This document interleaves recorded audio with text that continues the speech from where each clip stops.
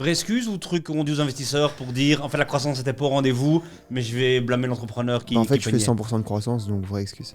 J'ai juste appris qu'on était en Belgique, que j'étais noir et qu'il fallait jouer avec ces cartes-là. Et du coup, j'ai choisi que de m'entourer de blancs. Bienvenue dans cette nouvelle émission de Dans le Salon. On est peinard, assis dans les canapés, on discute pendant 1h30 avec un CEO ultra inspirant. Aujourd'hui, c'est Marvin de Frechéo. Il est jeune, il est hyper dynamique. Il nous a appris pendant l'émission qu'il avait une Lamborghini. Donc c'est ce qu'il va nous raconter pendant 1h30. Comment tu peux être CEO d'une startup, jouer l'humilité et avoir une Lamborghini. C'est un entrepreneur incroyable qui a une motivation de dingue et un franc-parler de fou. C'est 1 heure de bullshit avec lui, ça c'est garanti. Très bonne émission à vous. N'hésitez pas avant, pendant l'émission, vous commentez, vous mettez un like. Un grand merci pour votre soutien. Bonne émission.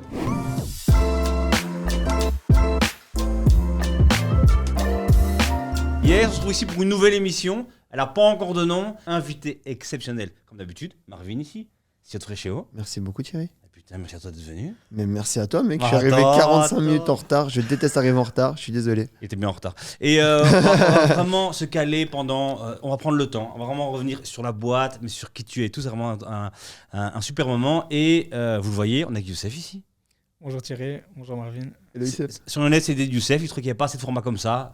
Il trouvait que j'étais trop central, qu'il fallait amener d'autres gens sur la scène. Il a bien raison. L'idée de Marvin de t'inviter, c'était lui aussi, donc en premier invité. Donc attention, répression. Youssef, t'es qui toi? Moi je suis le CEO du Lead Club et le cofondateur avec Abdellah. Et on est spécialisé dans tout ce qui est acquisition B2B et on aide les entreprises à soit attirer des clients, soit attirer des talents. Et on a travaillé avec Startup Vie, donc maintenant on va bientôt fusionner à mon avis. Exactement, exactement. C'est pas encore signé, mais putain, on bosse pour que ça arrive. Cool. Et donc, Marvin. Yes. Marvin, il y avait peut-être, j'ai peut-être lu des vieux articles, d'accord, mais ta phrase marketing, c'était on fait des plats savoureux et sains. C'était exactement ça. Ouais. 10 000 par semaine livrés. Ouais. C'est correct, ça, Frechéo? Alors, c'est exactement correct et je vais t'expliquer pourquoi. Alors, les articles, la plupart datent, je sais pas, mai, juin. Et en gros, si tu veux, on devait grandir. Mais j'ai rencontré mon premier gros problème en tant qu'entrepreneur, c'est que ma cuisine est arrivée, enfin, elle va être finie ici dans 1 mois et demi en retard. Et du coup, en fait, j'étais déjà à la capacité maximum, par contre, de mon ancien atelier. Et du coup, je pouvais plus grandir, en fait, tout simplement. Donc oui, c'est correct. Vraie excuse ou truc qu'on dit aux investisseurs pour dire en fait la croissance n'était pas au rendez-vous, mais je vais blâmer l'entrepreneur qui. En fait, qui je fais peignait. 100% de croissance, donc vraie excuse. Oh, calmez ici! Ah, calmez. écoute, tu vois, comme ça, tu vois.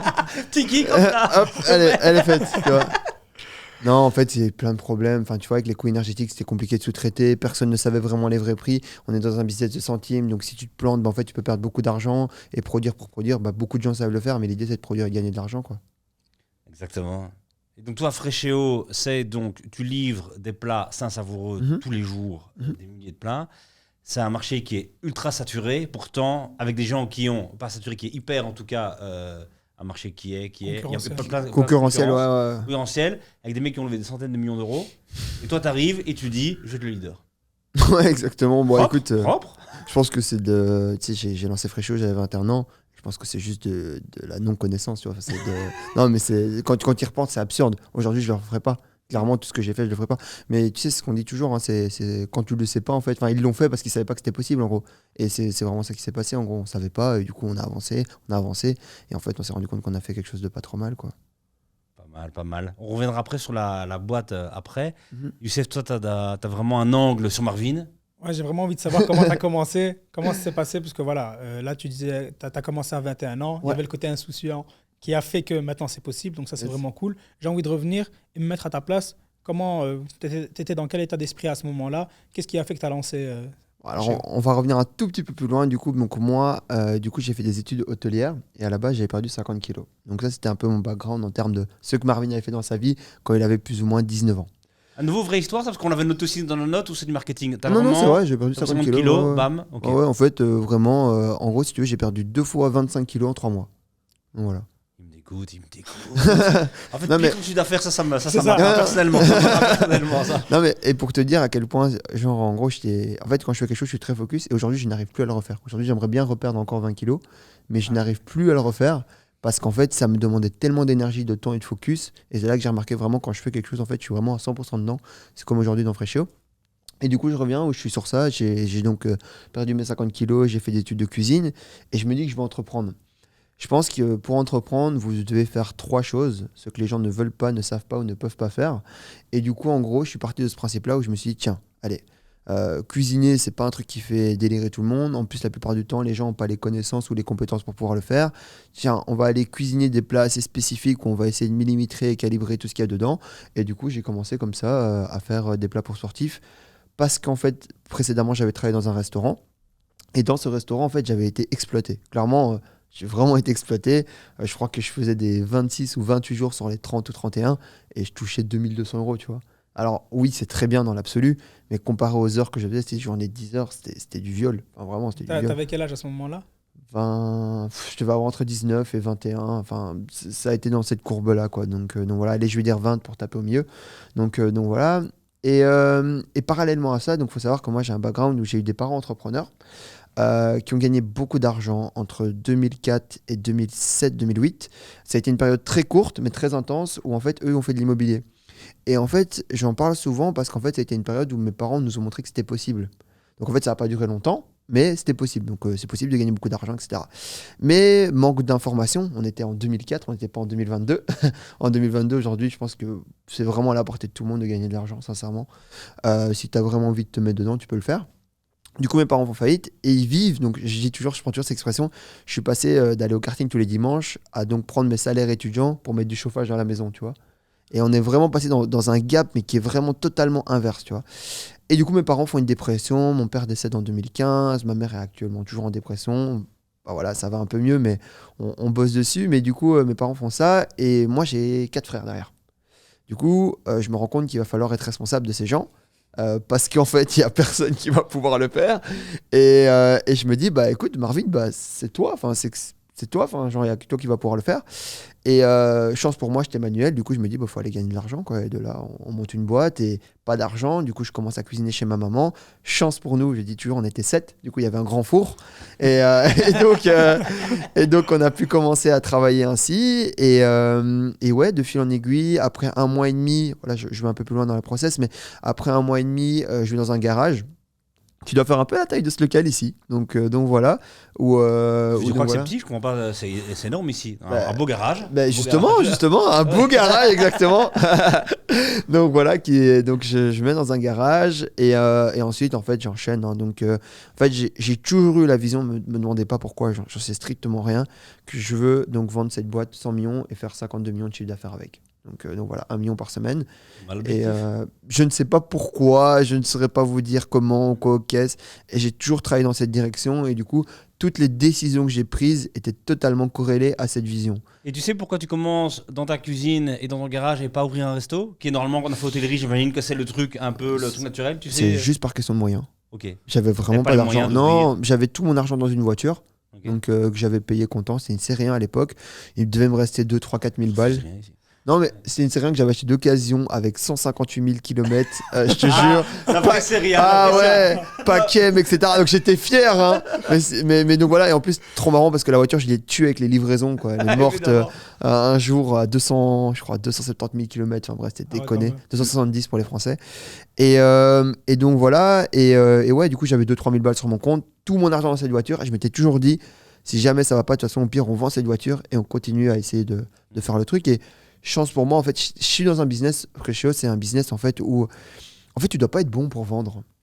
Je sais pas comment t'expliquer, tout le monde a besoin qu'on cuisine pour toi. Le plus dur de mon business, c'est de l'industrialiser, de le processer.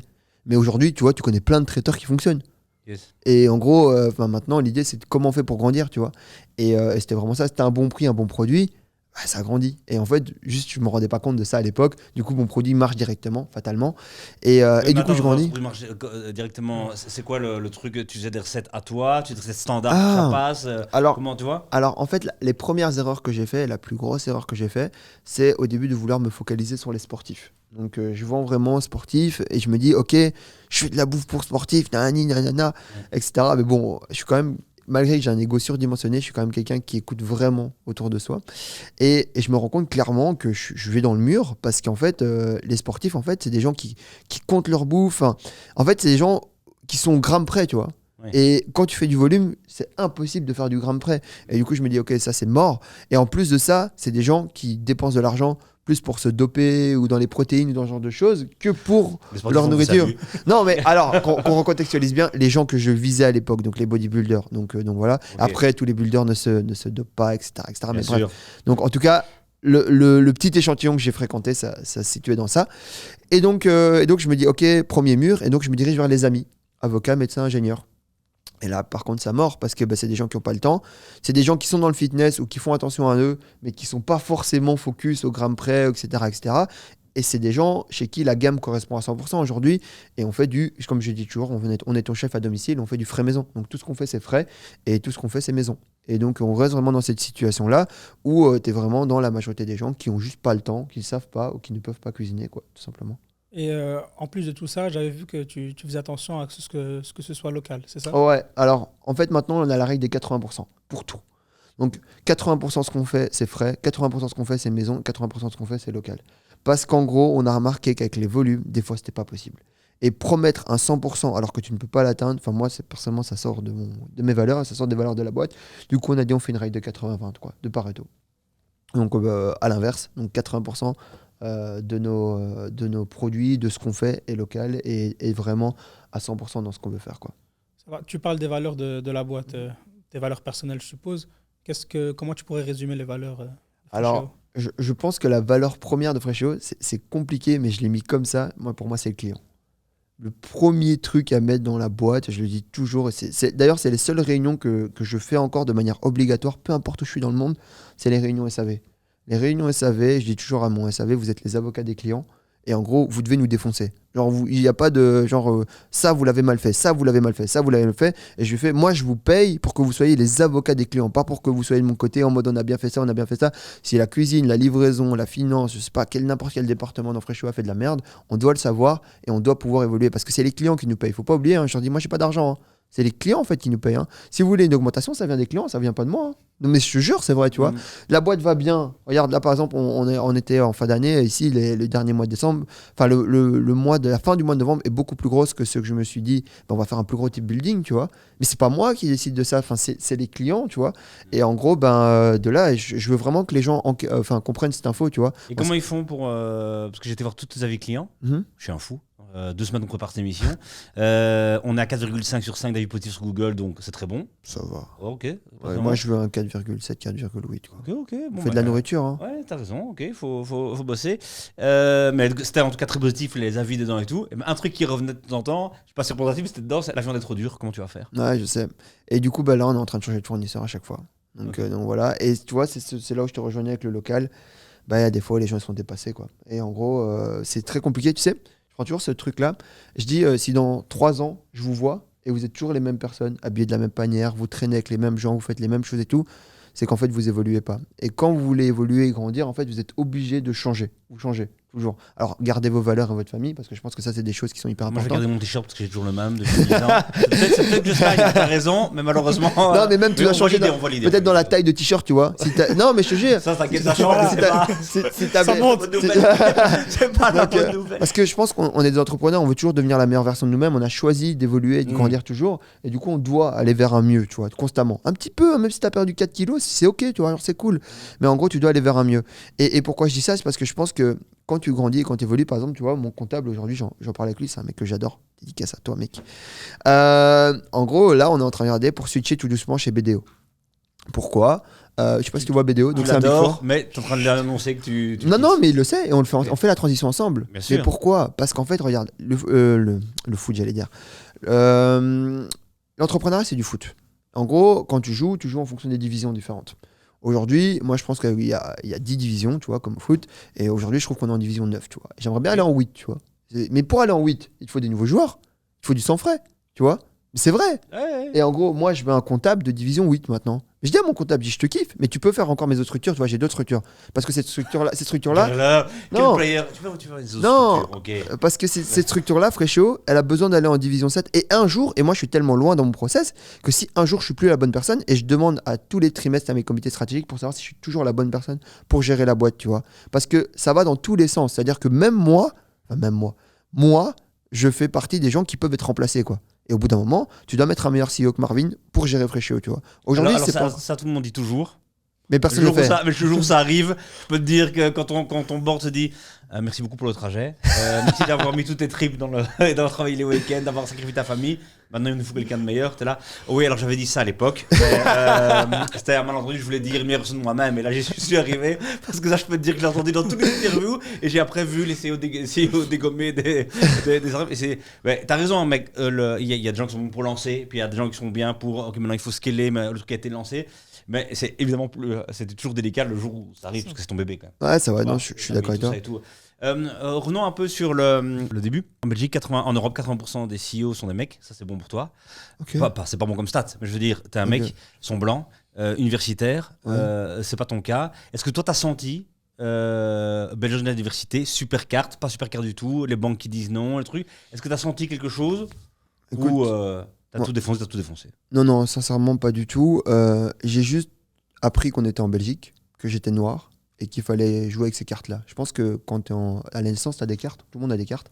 Et du coup, j'ai choisi que de m'entourer de blancs, en fait, tout simplement.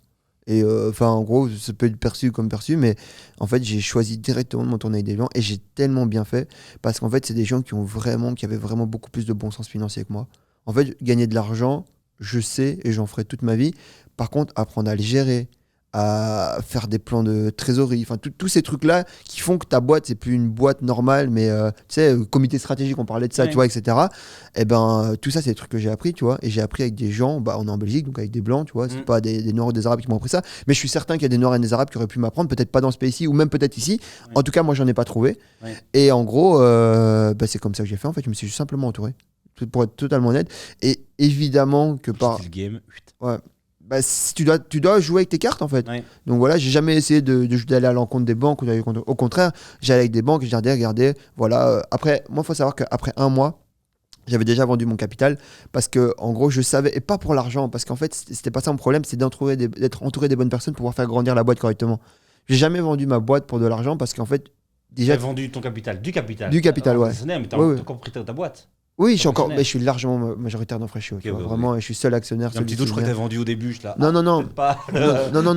En fait, ce que je veux dire par là, c'est que j'ai vendu directement pour être entouré des gens. Okay. Et le seul truc que j'avais à l'époque, c'était de la valeur de Freshio, en fait. Voilà. Et en plus, qui valait rien un mois après que je l'ai fait, mais j'ai quand même réussi à me défendre pour essayer de ne pas me faire totalement bouffer. Et je suis tombé sur des gens totalement bienveillants qui, au final, et c'est des cycles. Et comme je te parlais tout à l'heure de foot, les mecs sortent tous les 2 ans. Et tous les 2 ans, j'en ai des nouveaux qui rentrent parce que je leur dis, vous correspondez plus, quoi.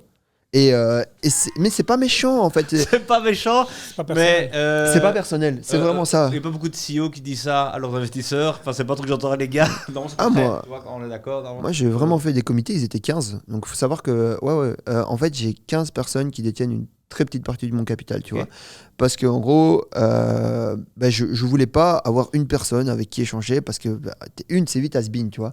Après, il y a une personne qui peut changer ta vie. Mais en tout cas, en gros, je voulais 15 différentes parce que j'ai pris que des entrepreneurs. J'ai pas pris de venture capital, etc. Donc peut-être une erreur. Mais en tout cas, à l'époque, j'en avais besoin et j'en ai toujours besoin aujourd'hui parce que l'entrepreneur est porté sur les solutions, tu vois. Et vraiment, c'est des gens du terrain et c'est des gens qui comprennent, tu vois, qu'il y a des hauts, des bas, des machins, tu vois. Tu sais, leur première question, c'est « Oh Marvin, comment tu fais avec les hausses des matières premières? Comment tu fais avec l'énergie? Comment tu fais avec machin et tout ?» Et ça, c'est pas les VC, ils vont dire « Oh, les chiffres descendent, qu'est-ce qu'on fait ?» Écoute mec, quelle image tu donnes je te jure. Donc voilà. Et du coup, en gros, j'ai choisi que des entrepreneurs. Et donc, j'ai pris 15 personnes. Et je leur ai dit clairement, mon dernier comité stratégique, il était au mois de septembre. Je leur ai dit, écoutez les gars, je pense que mon avis en 2023, il va y avoir un renouvellement dans l'effectif ici. Alors peut-être que je serai dans le vrai, peut-être que je serai dans le faux, on verra. Mais du coup, je pense que ici, j'ai dépassé tout le monde en termes de salariés, j'ai dépassé tout le monde en termes de chiffres, en fait, de pas mal de choses. Et en termes de chiffres, donc c'est-à-dire que tu as des gens dans ma boîte, tu vois, dans mon actionnariat qui gagnent 1, 2, 3 millions d'euros par an d'EBITDA, tu vois. Mais le problème, c'est que ma structure aujourd'hui requiert plus de compétences que ce qu'ils ont, tu vois. Donc c'est vraiment pas l'argent que tu gagnes, c'est la structure qui est en train de se développer et ça dépasse tout le monde, tu vois, en termes de compétences, de personnel, de logistique, de tout. Et du coup, je leur ai dit, il va falloir prendre des gens plus spécialisés, tu vois. Et en gros, voilà, et puis on va faire des cycles. Et si j'arrive pas, moi, à faire entrer de nouveaux VC, je vais faire un crédit à la banque et je rachète les actionnaires, quoi. Donc voilà, et c'est comme ça que je vois les choses, tu vois. Tu as racheté Belfius? Peut-être. Donc, voilà. Belfius, j'aime bien Belfius. Moi, j'aimais bien Belfius même avant de faire la campagne. Hein. Donc, et je pense que c'est pour ça, en gros, que j'ai fait ce poste et que j'étais un peu fâché. Parce qu'en gros, c'est des gens avec qui je travaillais. Je suis en train de signer avec eux un deal à 2 millions, tu vois. Et puis je vois ça, enfin je fais... Tu peux nous raconter les gars. un peu pour ceux qui connaissent pas l'histoire? Ouais, bah écoute, ouais, du coup j'ai eu la chance de faire la campagne publicitaire nationale de Belfus. Et c'est né d'un gros malentendu, d'un gros problème. Quoi. Ouais, c'est un malentendu. Concrètement, j'appelle mon agent RP, Nathan95, que j'adore ce mec. Très bien, on travaille avec lui aussi. Ah bah voilà, j'adore Nathan. Donc voilà. Et Nathan, je l'appelle, je crois, donc je parle là 2 semaines avant l'event. Hein. Donc l'event, c'est la publication du post. J'appelle Nathan et je vois ses premières campagnes, tu vois. Et au début, tu vois, non, je vois les campagnes et puis je crois 3 jours après, j'appelle Nathan. Donc campagne où ils mettent les entrepreneurs en avant en Belgique et c'est des hommes blancs. Ouais, je vois. Vieux, quoi. Ouais, c'est ça, vraiment. Et je regarde. Et je vois notre love pour les entrepreneurs, tu vois. Et en même temps, je les avais dans la tête parce que j'étais en train de finaliser mon deal, tu vois. Et je leur dis, mais eux, ils se foutent de ma gueule ou tu vois, tu vois, non, je te dis. Et puis je regarde. Et puis, tu sais, c'est de facto, en fait, t'attires les gens qui sont à toi. Moi, je connais des gens qui sont beaucoup plus riches que les gens sur les affiches, là, qui font des deals avec Belfus, donc on parle vraiment en centaines de millions d'euros, et qui sont pas là-dessus, tu vois. Je leur dis, c'est quoi leur problème, tu vois. Et en gros, j'appelle Nathan. Et Nathan, il me dit, Nathan, c'est très politiquement correct. Hein. Et c'est lui qui gère mon image. Et il me dit, Marvin, non, tu déconnes et tout. C'est trop. On peut pas faire ça, tu vois. Et tout. Et je leur dis, si, viens, on retape dedans et tout, tu vois. Moi, je m'en fous, tu vois. Je fais, ouais, mais s'il capote ton deal, je m'en fous, mec. Ma situation, elle est bonne. J'aurai dans une autre banque, tu vois. Et en gros, tu vois, de là, on avance. Et je crois le jeudi soir, parce que le post il se fait un vendredi, et on comprend pourquoi je vais dire le vendredi. Le jeudi soir, Nathan il m'appelle, il me dit écoute, là j'ai vu la fiche de trop, on le fait, tu vois. Parce que Nathan, paradoxalement, il a énormément d'étrangers dans son équipe, hein. Donc c'est quelqu'un qui a énormément d'étrangers. Et du coup, en gros, il me fait on le fait, et on poste. Donc le vendredi matin, je crois à 7h, il m'envoie le post, et à 8h, on l'envoie. Le post il part direct en viral, et le week-end se passe, tu vois. Et lundi, 8h001, je crois quelque chose comme ça, ouais, j'étais à Namur. Et ben, Belfus qui m'appelle, donc c'est Mick, la CMO de chez Belfus qui m'appelle et qui me dit oui, voilà, donc on a vu votre post. Moi, je fais pas l'accent flamand parce que je suis très mauvais. Mais grosso modo, oui, on a vu votre post, etc. Et grosso modo, elle me fait comprendre qu'il y a un malentendu et qu'ils vont refaire une campagne pour ça, tu vois. Et du coup, ils refont une campagne, etc. Et j'ai trouvé l'action très très bien. Et je me suis dit, en fait, j'étais choqué, pour être honnête, qu'ils répondent à mon post. Parce qu'en fait, en vrai, ils auraient pu juste le laisser à la trappe. C'était propre parce qu'en effet, normalement, qu'est-ce qu'on serait devenu un corporate, il aurait rien fait, pas bougé, laissé. Et là, dire on refait un bazar, et bon. Ils sont bien fait ramasser, on va pas se mentir. C'était la honte, c'est le premier truc. Mais après, ils ont très très bien fait le bazar. Quelle réaction, quoi. Et je me suis dit, quelle boîte, quoi. Classe, et je me suis dit, franchement, c'est vraiment une belle boîte. Et tu sais, on parlait des bidas avant de venir. Et Belfus, je crois que cette année, si je dis pas de bêtises, hein, de ce que j'ai entendu, en gros, je crois qu'ils ont déjà fait plus d'1 demi-milliard d'EBITDA. Et que je crois que le CEO, il a dit genre une dinguerie, genre on va faire 1 milliard d'EBITDA, une connerie comme ça, tu vois. Donc, c'est genre, c'est pas n'importe qui, tu vois. C'est vraiment des oufs, quoi. Et ça m'avait choqué, quoi, à l'époque. Et je me suis dit, putain, franchement, même quand t'es une grosse boîte, si tu veux évoluer, être dans le long terme, bah, t'es obligé de faire ce genre d'action, quoi. Essayer de considérer tout le monde, quoi. Et au final, le bad buzz qu'ils allaient ramasser, ils ont réussi à le retourner. Et c'est ça la meilleure des réactions à faire parce qu'on voit maintenant plein d'entreprises qui se ramassent des gros bad buzz. Et au final, on croit souvent, on va dire, voilà, des RP qui vont dire non, finalement, réagis pas, laisse, fais profil bas, ça va passer. Mais c'est une opportunité pour. On dit toujours que le bad buzz, ça reste du buzz et qu'il y a moyen de le retourner. Exactement. Et on voit qu'ici, Belfus, elle a géré. Non, elle a géré. Et pour être totalement honnête, j'hésitais à faire la campagne. Parce qu'en fait, en faisant cette campagne, tu tolères aussi pas mal de choses que ceux que Belfus font. Et Belfus joue avec ton image, tu vois. Donc voilà, je dis pas que je suis quelqu'un, j'ai 25 ans, j'ai rien fait. Mais ce que je veux dire par là, c'est que pour des personnes, en gros, ils pourraient se retrouver en moi et dire ok, si ce mec-là, il a fait ça avec Belfus, etc. Donc, il fallait quand même être assez méthodique dans le fait d'accepter ou non. Et aujourd'hui, pour être totalement honnête, on est, je crois, 6 ou 8 mois après l'événement, c'était en juillet, 4 mois après, je sais toujours pas si j'ai bien fait ou pas. Donc voilà, parce que j'ai parlé avec des entrepreneurs peu expérimentés, et c'est vrai qu'au final, peut-être qu'en gros, dans cette histoire, c'est peut-être moi qui me suis fait avoir, tu vois, en disant, voilà, au final, j'ai fait le malin. Légitimiser le truc, quoi. Donc voilà, faut prendre du recul, toujours avec intelligence, je te dis. Et sur le moment, je me suis dit, il faut que je prenne cette opportunité parce qu'en fait, ça arrivera plus jamais, je crois. On l'a bien, d'accord. Donc voilà. Et je pense que je suis un opportuniste. Tout le monde l'aurait fait. Et surtout qu'ils ont changé, tu vois, si c'était après un truc rien à voir, mais ils ont fait une nouvelle campagne. Qu'est-ce que tu veux ? Non, c'est bien. Non, c'était propre. C'est quoi le cachet sur Belfus ? Ah, il n'y a pas de cachet, hein. Ah, pour être honnête. Là, il y a un souci. Mais c'est vrai que ça aurait été plus dérangeant s'il y avait cachet. Moi, je t'aurais moins respecté s'il y avait quelqu'un. Les mecs, ils ont pris l'image de Marvin, ils l'ont mis en grand partout. Mais suite à son poste. Ouais, voilà. C'est plus par rapport à son poste. Moi, ce qui m'a dérangé, tu vois, c'est même pas le cacher ou quoi, c'est juste en gros, je me suis dit, alors c'est hyper, je sais même pas comment ça va être perçu ce que je vais dire, mais tant pis. En fait, je me suis dit, ils vont prendre des gens comme moi, tu vois, pour faire le poste, genre des mecs qui ont commencé de zéro, qui ont rien fait, enfin qui viennent de nulle part, qui sont faits tout seuls, etc. Et c'est un truc que je revendique parce que c'est dur en fait.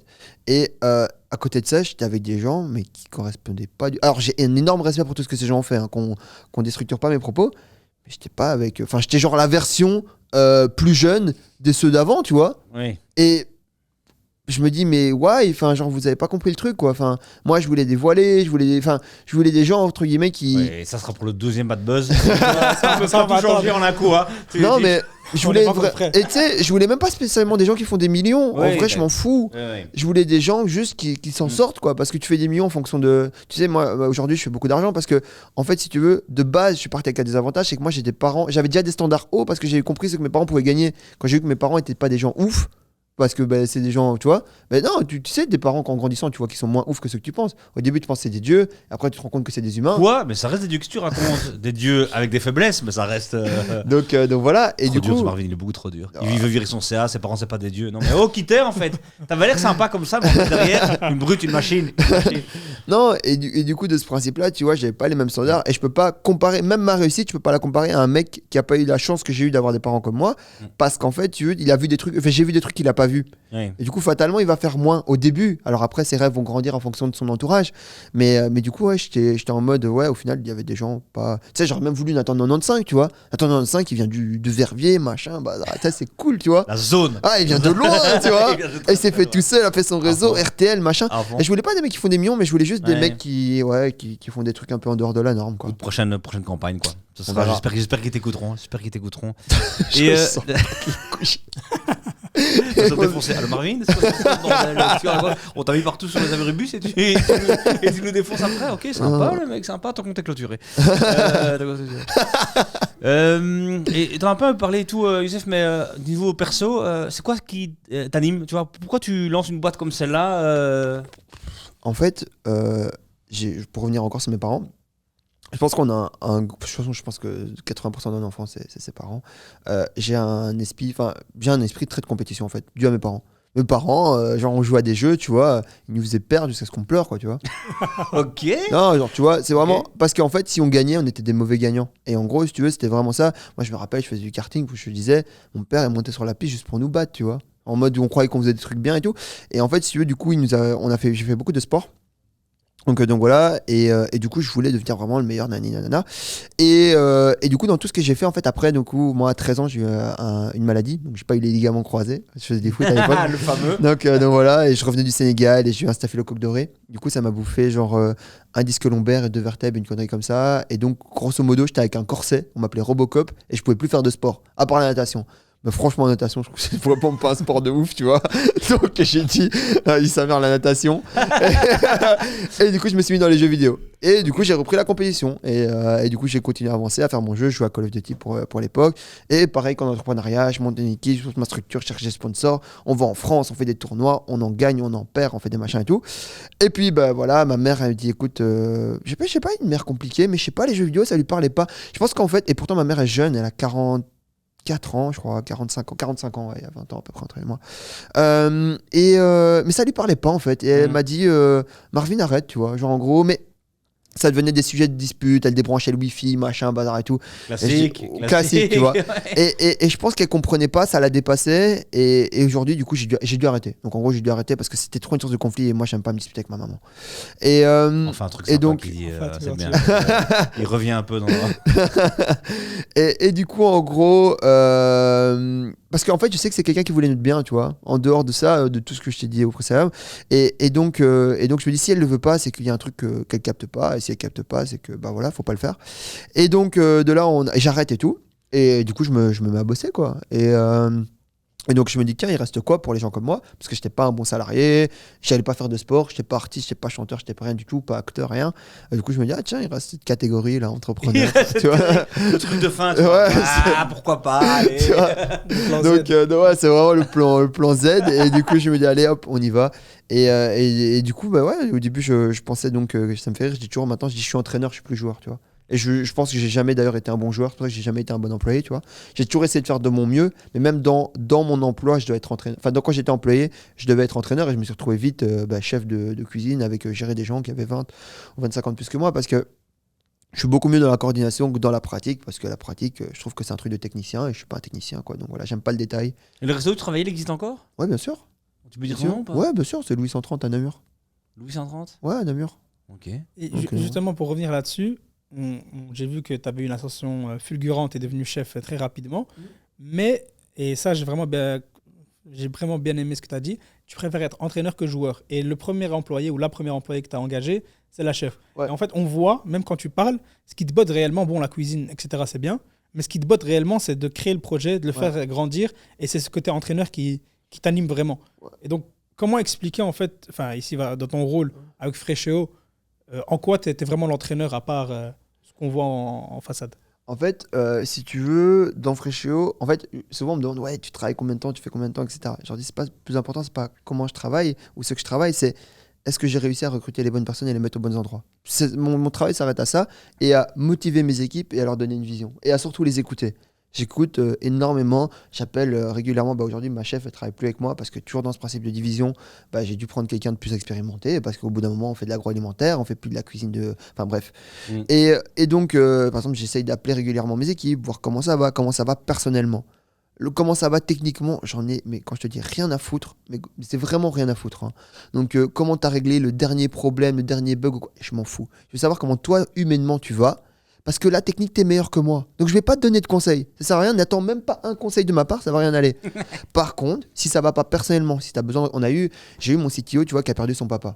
Je crois que c'est l'événement le plus catastrophique qu'on a eu dans Fréchéo actuellement. Truc de fou. On est donc en France, on atterrit, on est pas en team building, mais voilà, je prends mes équipes et on se déplace, on va voir des actionnaires en France à nous qui ouvrent leur bureau. On atterrit, on est devant l'agence de location de voitures, et là, en gros, je rentre dans l'agence de location, tout va bien, on rigole. Je sors, je vois mon CMO qui est à côté et mon CTO qui est au téléphone, mais qui est pas bien, tu vois. Et en gros, on avance, on va à la voiture. Moi, je me dis, je sais pas, peut-être il se passe un petit truc, tu sais, aussi. Enfin, je trouve aussi que les gens sont très fragiles, tu vois, de base. Et c'est peut-être dû à mon enfance ou dû à mon caractère, mais je trouve que les gens sont fragiles. Du coup, je me dis, il a peut-être un petit truc, tu vois. Je vais lui remonter le moral, on va lui faire 2-3 bagues, mais ça va aller, tu vois. Quelle erreur. Et donc de là, en gros, on arrive. S'il te plaît, Marvin, non, pas maintenant, non, pas la blague. Non, attends, j'ai une solution. mais personne ne savait en fait. Hein. Donc mon CMO ne savait pas, il était à côté et il me dit, je pense que Louis a une mauvaise nouvelle. Voilà, j'ai dit son nom. Et du coup, en gros, mais on sait pas c'est quoi, tu vois. Et en gros, on avance à la voiture, met les bagages dans la voiture et tout, et puis je le regarde, puis je fais, Louis, ça va, tu vois. Et là, elle me regarde et il s'effondre. Et il me dit, mon père est décédé. Mon père est mort. Tu vois, je sais plus ce qu'il dit exactement. Et je suis, oh, putain. Ni une ni deux, je crois qu'il m'a fallu 4 secondes de réflexion. Je le prends avec moi. Je lui ai dit, allez, reste dans la voiture. Je le prends avec moi. Et chance pour moi, j'ai déjà perdu mon père. Donc, chance pour toi, c'est une façon. Ouais, non. Mais en fait, tu vois, tu connais au moins, je peux lui dire, tu vois, je sais, tu vois. Ouais. Alors, s'il m'avait dit, j'ai perdu ma mère, je dis, ah putain, merde, là, je peux rien faire. Tu vois, j'ai rien. Mais en gros, s'il me dit j'ai perdu mon père, ok, fine, moi j'ai perdu mon père, t'es l'aîné comme moi, je vais t'expliquer comment exactement tu dois faire, plus ou moins, pour que ça se passe bien et pour qu'en gros, tu puisses digérer l'information, quoi. Et je reviens sur ça, pourquoi ? Directement, je lui prends un vol retour, hop, il rentre en Belgique, et je crois que pendant 2 semaines, 3 semaines, je me rappelle plus des dates exactement, je lui envoyais un message tous les jours pour savoir comment il allait, mais à aucun moment, je lui ai demandé quand est-ce que tu reviens, tu vois. Et à aucun moment, j'ai commencé à lui dire, oui, du coup, Louis, il faudra que tu m'apportes, frérot, s'il te plaît, un certificat pour me dire qu'il est bien mort, machin.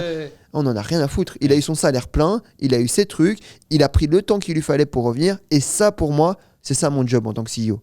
C'est faire en sorte que les gens soient bien, tu vois. Alors, peu importe, après, tu vas avoir toujours des problèmes. Les gens seront un gars, machin, bazar et tout. Mais toi, en tant que CEO, tu dois faire ton job, faire en sorte que les gens soient bien avec toi et soient contents de travailler avec toi, tu vois. Donc voilà. Et je pense que mon job, il est dans ça aujourd'hui. Vraiment dans l'humain. Mais la technique, j'en ai rien à foutre, je te jure. Un mec qui vient me voir avec un problème technique, en fait, ils viennent même plus. Ils osent pas. C'est comme, tu vois. Non, je te jure, ils osent pas. Ils savent. Mais je vais les recadrer direct. Je vais dire, mais pourquoi je te paye alors, tu vois. Enfin, tu peux avoir un problème humain. Ta copine t'a quitté, ta maman va pas bien, genre de truc. Et dans ce cas-là, c'est mon job de te dire, prends ton temps et prends soin de toi, tu vois. Mais mec, des problèmes techniques, je m'en bats les couilles. Hein. Pourtant, comment ça se passe? Parce que t'en as beaucoup, t'as un truc que tu dois produire, de la nourriture tous les jours. T'as combien d'employés Là, on en a un peu moins. Donc, je suis monté à 126 employés. Aujourd'hui, on est à 88. Donc voilà, et j'ai dû réduire parce qu'en fait, comme je te disais, 6 mois de retard de production, ça fait quasiment 1,8 million, 1,9 million de perte de chiffre d'affaires, donc pas de profit. Oui. Et ça servait à payer des loyers, des salaires en fait. Ouais, Et en gros, j'ai dû prendre une décision qui est horrible. Mais ça fait partie de mon job. Et du coup, donc voilà, parce que la boîte avant tout, et c'est pour ça qu'elle était dure sans être dure, on a retrouvé du job pour tout le monde, ouais, pour tout le monde, même le dernier. Et j'ai dû dire, écoutez les gars, je suis désolé, mais c'est indépendant de ma volonté. Je me suis trompé, j'ai pris un mauvais architecte, je me suis trompé, l'entrepreneur est trop lent, etc. Mais fondamentalement, si aujourd'hui on reste tous ensemble, on meurt tous dans ce bateau. Donc voilà. Et du coup, en gros, on doit faire une solution, quoi. Et j'ai dû me séparer de gens qui étaient bons. Et ça, c'est pas cool. Et c'est pas top, en fait. Donc voilà. Mais, encore une fois, c'était la première fois que ça m'arrivait un truc pareil. Et en gros, quand c'est la première fois, tu te retrouves juste submergé, quoi. Moi, j'ai toujours connu la croissance lente mais efficace. Et là, aujourd'hui, je suis dans une stagnation qui me dérange pas, pour être honnête, parce qu'on a restructuré. Du coup, on fait plus d'argent que ce qu'on faisait précédemment, etc. Donc, c'est une année où on va gagner beaucoup d'argent. Mais dans le fondamental, moi, c'est pas... Enfin, gagner de l'argent, ça m'anime. Mais en fait, ce qui m'anime, c'est faire grossir la boîte et de faire le projet. Et ça, les 100 millions. Et ça, Ouais, 100 millions. Et ça, c'est ma target, tu vois. Et cette année, une année où tu voulais lever. Ouais. Tu voulais lever. Ouais. J'imagine que ça, c'est pas passé comme prévu. En fait, pour être honnête, en plus, tu vois, la levée devait se faire en juin. Ok. Et le problème qu'on a rencontré, il s'est fait fin juillet, août, tu vois. Donc en fait, c'est même pas par rapport à ça. Et puis, en fait, je sais pas pourquoi, il y a un truc qui m'a dit à l'intérieur de moi, lève pas. Et j'ai pas levé. Et j'ai pas levé parce qu'en fait, j'ai pas besoin d'argent. Et en gros, tu vois, c'est ce Mais ça, concept, c'est juste l'histoire honnête parce que t'as levé ce que tu voulais pas lever ou parce que t'es venu avec des termes de malade que les gens Ah non, ont je suis pas- venu ont aussi pas avec des termes de accepté. malade. Mais en fait, je suis venu dans. Non, non, Les deux. Ouais, les je, deux. ouais, non, je suis d'accord avec toi, à 100%. Non, t'as raison. Et c'est bien de le recontextualiser. Non, je suis venu avec des termes de malade. Parce qu'en fait, j'ai pas besoin de vous. J'ai vraiment pas besoin de vous. Donc, si vous venez, c'est que je veux vraiment y gagner ma vie. Et un bon deal, c'est un deal où t'es un peu perdant. Et dans les deals que j'ai proposés, j'étais 100% gagnant. Et du coup, ouais, Marvin. très, très, très. Et, non, mais je te dis, moi, je suis très content de ce que j'ai fait. Je suis très fier. Et du coup, je sais déjà que c'est une boîte qui, même sans, entre guillemets, la développer, va pouvoir subvenir aux besoins des générations futures, quoi. Donc voilà, parce qu'elle a une croissance lente mais efficace, parce qu'elle fait du profit et elle est rentable. Et en fait, aujourd'hui, tu vois, moi, j'ai eu plein de trucs. Tu sais, on a parlé de dropshipping au début. Dropshipping, moi, je faisais, je crois, 60 000 euros en 3 mois avec Freshéo, à l'époque, tu vois. Et mon petit frère faisait 60 000 euros en 24 heures, tu vois. C'est un truc de fou, non? Pour finir, c'est le petit frère qui a pris qui a nourri, qui a pu aider la famille. C'est un truc de fou. Et ouais, lui, il faisait du profit, etc. Bon, une fois qu'il avait retiré sa TVA et ses impôts, Oui. il restait quand même un bon petit 20-25 000 balles. Je crois que c'est mon annuel profit de la première année, tu vois. Tu vois, une connerie comme ça. Ouais. Mais en gros, tu vois, ce truc de dropshipping, ça m'a pas animé parce qu'en fait, je voyais pas de vision. Je voyais de l'argent. Là, de l'argent, c'est très bien, hein, je te dis, hein, comme je t'ai dit. Donc voilà. Mais je voyais pas de construction, d'équipe, de machin. Et puis, il faut être en attaque. Il faut être un bon joueur. Et je suis un entraîneur. Donc en fait, il fallait que je construise une équipe, machin, etc. Mais le truc n'était pas encore assez poussé à ce moment-là.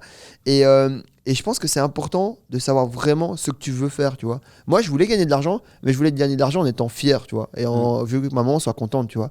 Et en gros, si tu veux, aujourd'hui, tu vois, je suis hyper content parce qu'elle m'appelle tous les jours parce qu'il y a toujours des articles, des interviews, des machins, des trucs et tout. Et, ah, mais Marvin, je t'ai vu là, tu m'as pas appelé. Je dis, maman, si je t'appelle à chaque fois qu'on passe à la radio, on va s'appeler tous les jours pour quelque pour rien, tu vois. Frimeur. À mort, t'as vu ça? Et donc, et en plus, maintenant, vu que je fais des réels sur Insta, tu vois, Ouais. là, elle me voit tous les jours, j'en passe 4 par jour, donc, Yes. donc voilà. Et donc voilà, et je pense que c'est hyper important de faire un truc où tu es en adéquation parce que tu vois, par exemple, mon petit frère que j'adore et qui est beaucoup plus intelligent que moi, tu vois, aujourd'hui, tu vois, lui, c'est un chercheur d'or, tu vois. Et en gros, si tu veux, à chaque fois, il cherche des. Maintenant, avec ce truc-là et son éducation par rapport à l'argent, il cherche toujours des coups. Genre, en gros, c'est des coups, genre NFT, machin, allez hop, on va faire ça. Et en fait, si tu veux, le problème quand tu fais ce genre de choses, c'est que tu peux pas construire une entreprise long terme. Alors, oui, c'était une hype, c'était Internet, c'est machin, oui, je suis devenu millionnaire en 24 heures, nanana. Mais en fait, si tu veux, sur le long terme, les gens qui gagnent de l'argent, c'est des gens qui font des entreprises qui durent longtemps. Bon, ça, mais tu parles de long terme, mais ici, en effet, toi, ça fait rêver tout le monde, hein, un truc sur plusieurs générations et tout. Ok, moi, je signe. Si je regarde de l'extérieur, sans bien sûr connaître le business, raconte-moi un peu ta formule secrète parce que donc tu es sur un marché où tout le monde a levé. Ouais, c'est vrai. Beaucoup.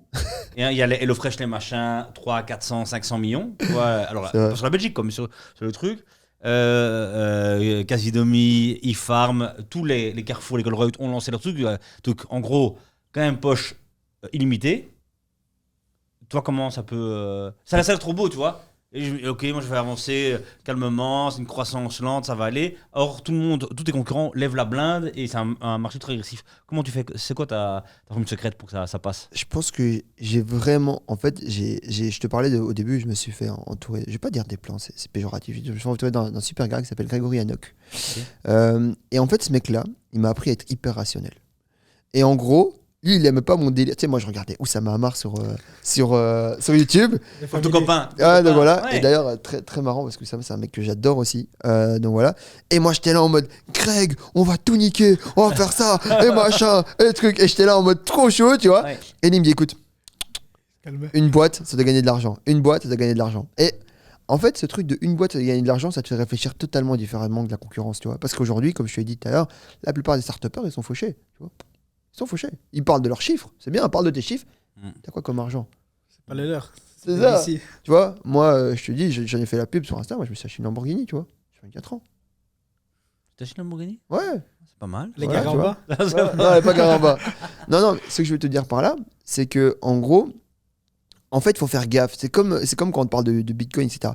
Si gagner de l'argent, c'était créer une super idée, un super projet et lever de l'argent, il y aura beaucoup plus de guignols qui sont devenus riches. Alors, il y en a eu qui sont passés en travers des mailles du filet, hein, tu vois. Mais Il y en a donc, parce que je voudrais pas que tu nous emmènes trop dans le marketing. Ah. J'arrive à acheter une Lamborghini, c'est incroyable. Attention, je vais faire Ouais. un tour dedans, mais j'ai 40 ans, j'ai un vélo. Mais Vince serait confiant de toi. Exactement, il était là hier. Quand même, toi, ta réponse, comment je fais pour survivre à eFarm, à HelloFresh et tout, Je garde les fondamentaux. c'est rationnel. Ouais. Je garde les fondamentaux. Je peux pas croire que les autres ne le fassent pas. Mais je peux pas t'expliquer autre chose que d'autres, quoi. Je garde les fondamentaux. Je garde vraiment ce truc de un produit, une clientèle satisfaite, on gagne du profit, on grandit en fonction de notre profit. Ok. En fait, quand tu grandis en fonction. C'est un mec qui est génial. C'est le mec qui a fait Decide Communication. Il s'appelle Emmanuel Andries. Ok. Super gars. Et en gros, il m'a dit Marvin, j'ai jamais compris un truc aussi con que de lever des fonds pour recruter des gens, tu vois. J'étais là, moi, j'étais en train de bugger, tu vois. Je dis Emmanuel, est-ce que tu es sûr que tu sais ce que tu dis et tout. Voilà, on parle quand même d'un grand monsieur, hein, plusieurs dizaines de millions d'euros par an, etc. Et mais il est pas fan des start-upers, hein, il nous aime pas. Donc voilà, je vous aime pas, Doc Chef, Fréchéo, Casidomi, etc. Je vous aime pas, tu vois. Donc voilà. Mais c'est un mec. En fait, j'ai bien aimé son truc. Et il disait en fait, le problème c'est que tu es en train de créer un besoin qui n'existe pas. Sous prétexte que tu vas avoir de l'attraction, il y a du marché. Mais du marché, on a tout le temps. Et ce que je veux te dire par là, c'est que quand tu commences à réfléchir, en fait, tu n'es plus en mode. Tu sais, moi, je vis sans pression aujourd'hui, tu vois. Et ça, c'est un luxe qui est monstrueux. Je ne vis pas avec la pression de devoir lever des fonds, de devoir faire ci, de devoir faire ça, de devoir machin. Je fais des décisions qui me semblent bien, qui me semblent portées sur le client, et on écoute, tu vois. On écoute vraiment, tu vois. J'ai toujours, t'as deux oreilles, une bouche, c'est pas fait pour rien, tu vois. Et en gros, je pense que vraiment, moi, j'ai basé toute ma boîte sur le client, tu vois. Je peux en parler des valeurs tout à l'heure, c'est le client. C'est que le client, en fait. Et aujourd'hui, le client, enfin, pour moi, c'est le truc le plus important. Et est-ce que dans ta traction, tu oublies que tes clients, c'est des numéros ou quoi? Moi, j'oublie jamais que quand je vois une ligne en plus, 60,94 €, tu vois, le mec, c'est-à-dire qu'il s'est posé sur mon site, il a acheté, qu'est-ce qu'il avait comme besoin, c'est qui, il est pompier. Ça, je l'oublie jamais, en fait. Jamais. C'est pas un moment, oui, vous avez fait 100% de croissance. Oui, mais écoute, mec, on a quand même nourri quasiment 1600 personnes en plus par semaine qui consomment 6 plats. Donc, au bout d'un moment, il faut essayer de savoir c'est qui ces gens, qu'est-ce qu'ils font, etc. Donc, oui, ils vont toujours manger. Écoute, ne sois pas si sûr de toi. Reviens en arrière, reviens en fondamentaux, regarde ce qui se passe. Ok. Et toujours revenir en fondamentaux, en fait. Parce que l'être humain, que je disais hier, tu vois, les gens, tu vois, cherchent toujours une idée de business. Oui. Qu'est-ce que je vais faire? Copie ce qui marche déjà. On a appelé que les fondamentaux. Parce que les fondamentaux des humains, ils sont partout séparés dans le monde. 15 Fréchéo qui vont sortir. Ouais, bah ils peuvent. Peuvent, tu vois, et il y en a d'autres. Mais tu vois, d'accord, hein, j'aime bien ton idée et tout, et c'est un peu vendeur et tout, mais tes coûts d'acquisition, ils doivent exploser. Parce que les mecs, ils ont, tu vois, 10 fois ton coût d'acquisition, enfin, et tes budgets. Ouais. Comment ça se passe? Comment tu fais par rapport à ça? On a coupé Facebook. Ok. Ça coûte trop cher, on coupe. Ok. Ton acquisition, elle se passe comment? Tu fais quoi On maintenant? bouche à oreille. Satisfaction client. Ouais, satisfaction client. Mais oui, ça va grandir, allez. mais ça va grandir moins vite. Ouais. Mais comme je te l'ai dit, on fait 100% cette année. Donc c'est que ça va. Par contre, est-ce que l'année prochaine, je ferai 100%? J'en sais rien. Parce que voilà, on a pu profiter de tout ce qu'on a utilisé au préalable, tu vois. Mais il faut avoir des décisions rationnelles, tu vois. En fait, il faut être rationnel. Rationnel. Je veux dire, ça va pas en fait, la rationalité te rattrape jamais. Parce que tu as été intelligent, tu vois. Et même si tu as pris une mauvaise décision, tu savais que tu l'as pris dans les meilleurs termes. Quand tu te dis, oui, ok, on a des coûts d'acquisition à 300 balles. Tu vends un produit avec des marges à 20%, tu vois. Et que tu sais que ton client il doit consommer au moins 6 mois chez toi. Mais tu as vu, tu es en concurrence avec qui? Non. Essaye d'être rentable dès la première ou deuxième semaine ou arrête, tu vois. Ouais. Et en fait, on est là en train d'essayer C'est ça de que vendre. t'arrivais à faire Fréchéo? Ouais, Être rentable après deuxième semaine d'un client Après chez ma toi? première semaine de Fréchéo, donc quand j'étais chez ma mère, on gagnait de l'argent. Justement, par rapport à ça, c'est en juillet 2018. Ouais. Combien de temps tu fais pour commencer à faire du vrai chiffre? Tu commences à combien la première semaine? Tu as fait de l'argent? C'est combien? 1000 euros, 1500, 1000, 1000. Avec 20% de marge. Ouah, non, mec, à l'époque, je faisais au moins 80% de marge. Hein. J'avais pas de coût. Il y a zéro coût.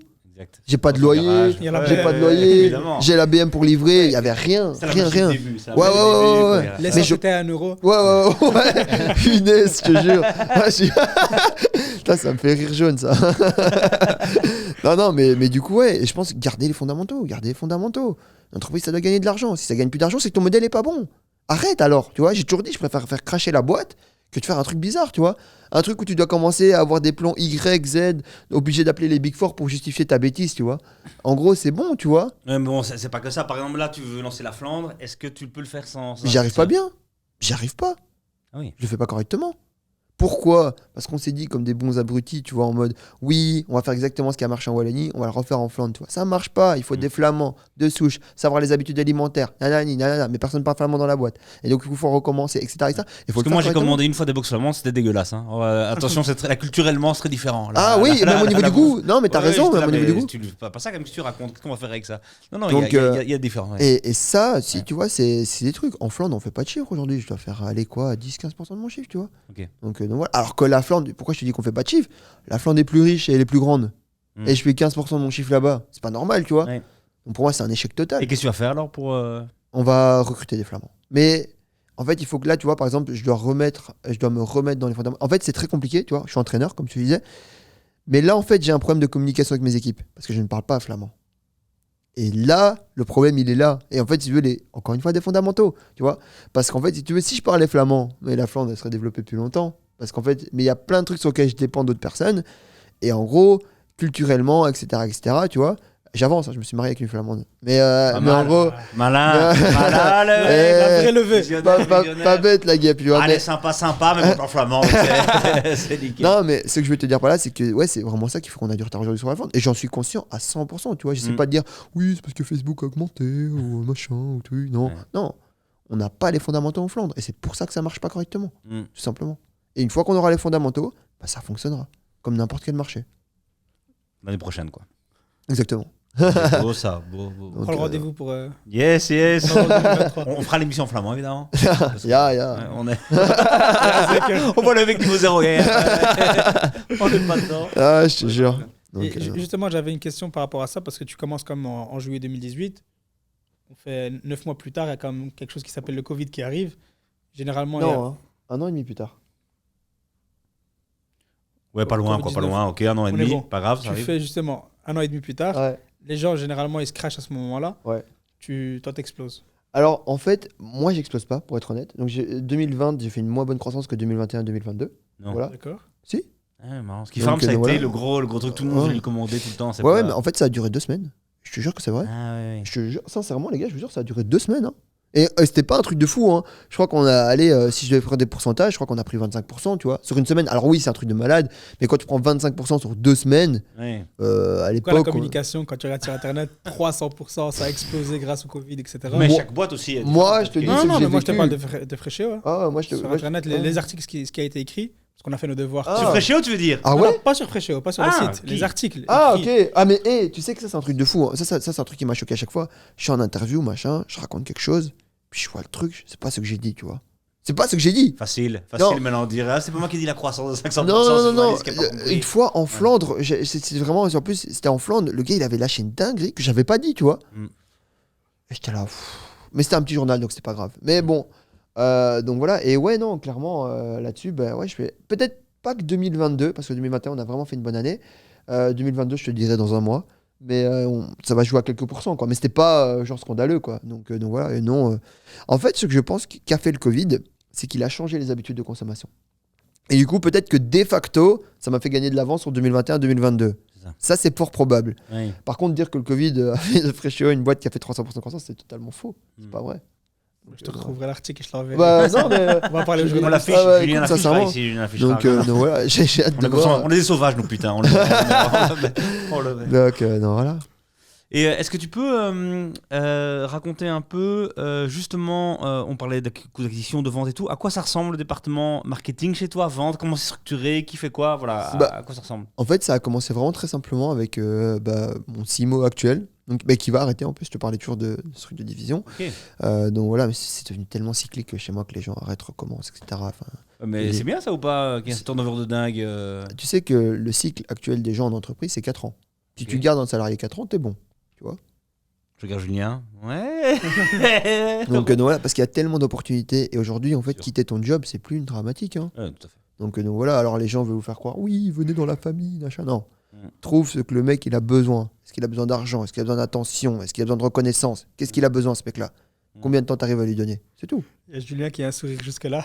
J'ai une note. Ah, reconnaissance. putain, alors, je vais le sucrer celui-là. Non, donc voilà. Et du coup, non, je lui ai dit clairement, je lui ai dit, Nathan, écoute, tu pourras pas faire le job l'année prochaine. Cette année, t'as pas réussi avec la Flandre. Bah, il faut changer, quoi. Et donc voilà, ça s'arrête là.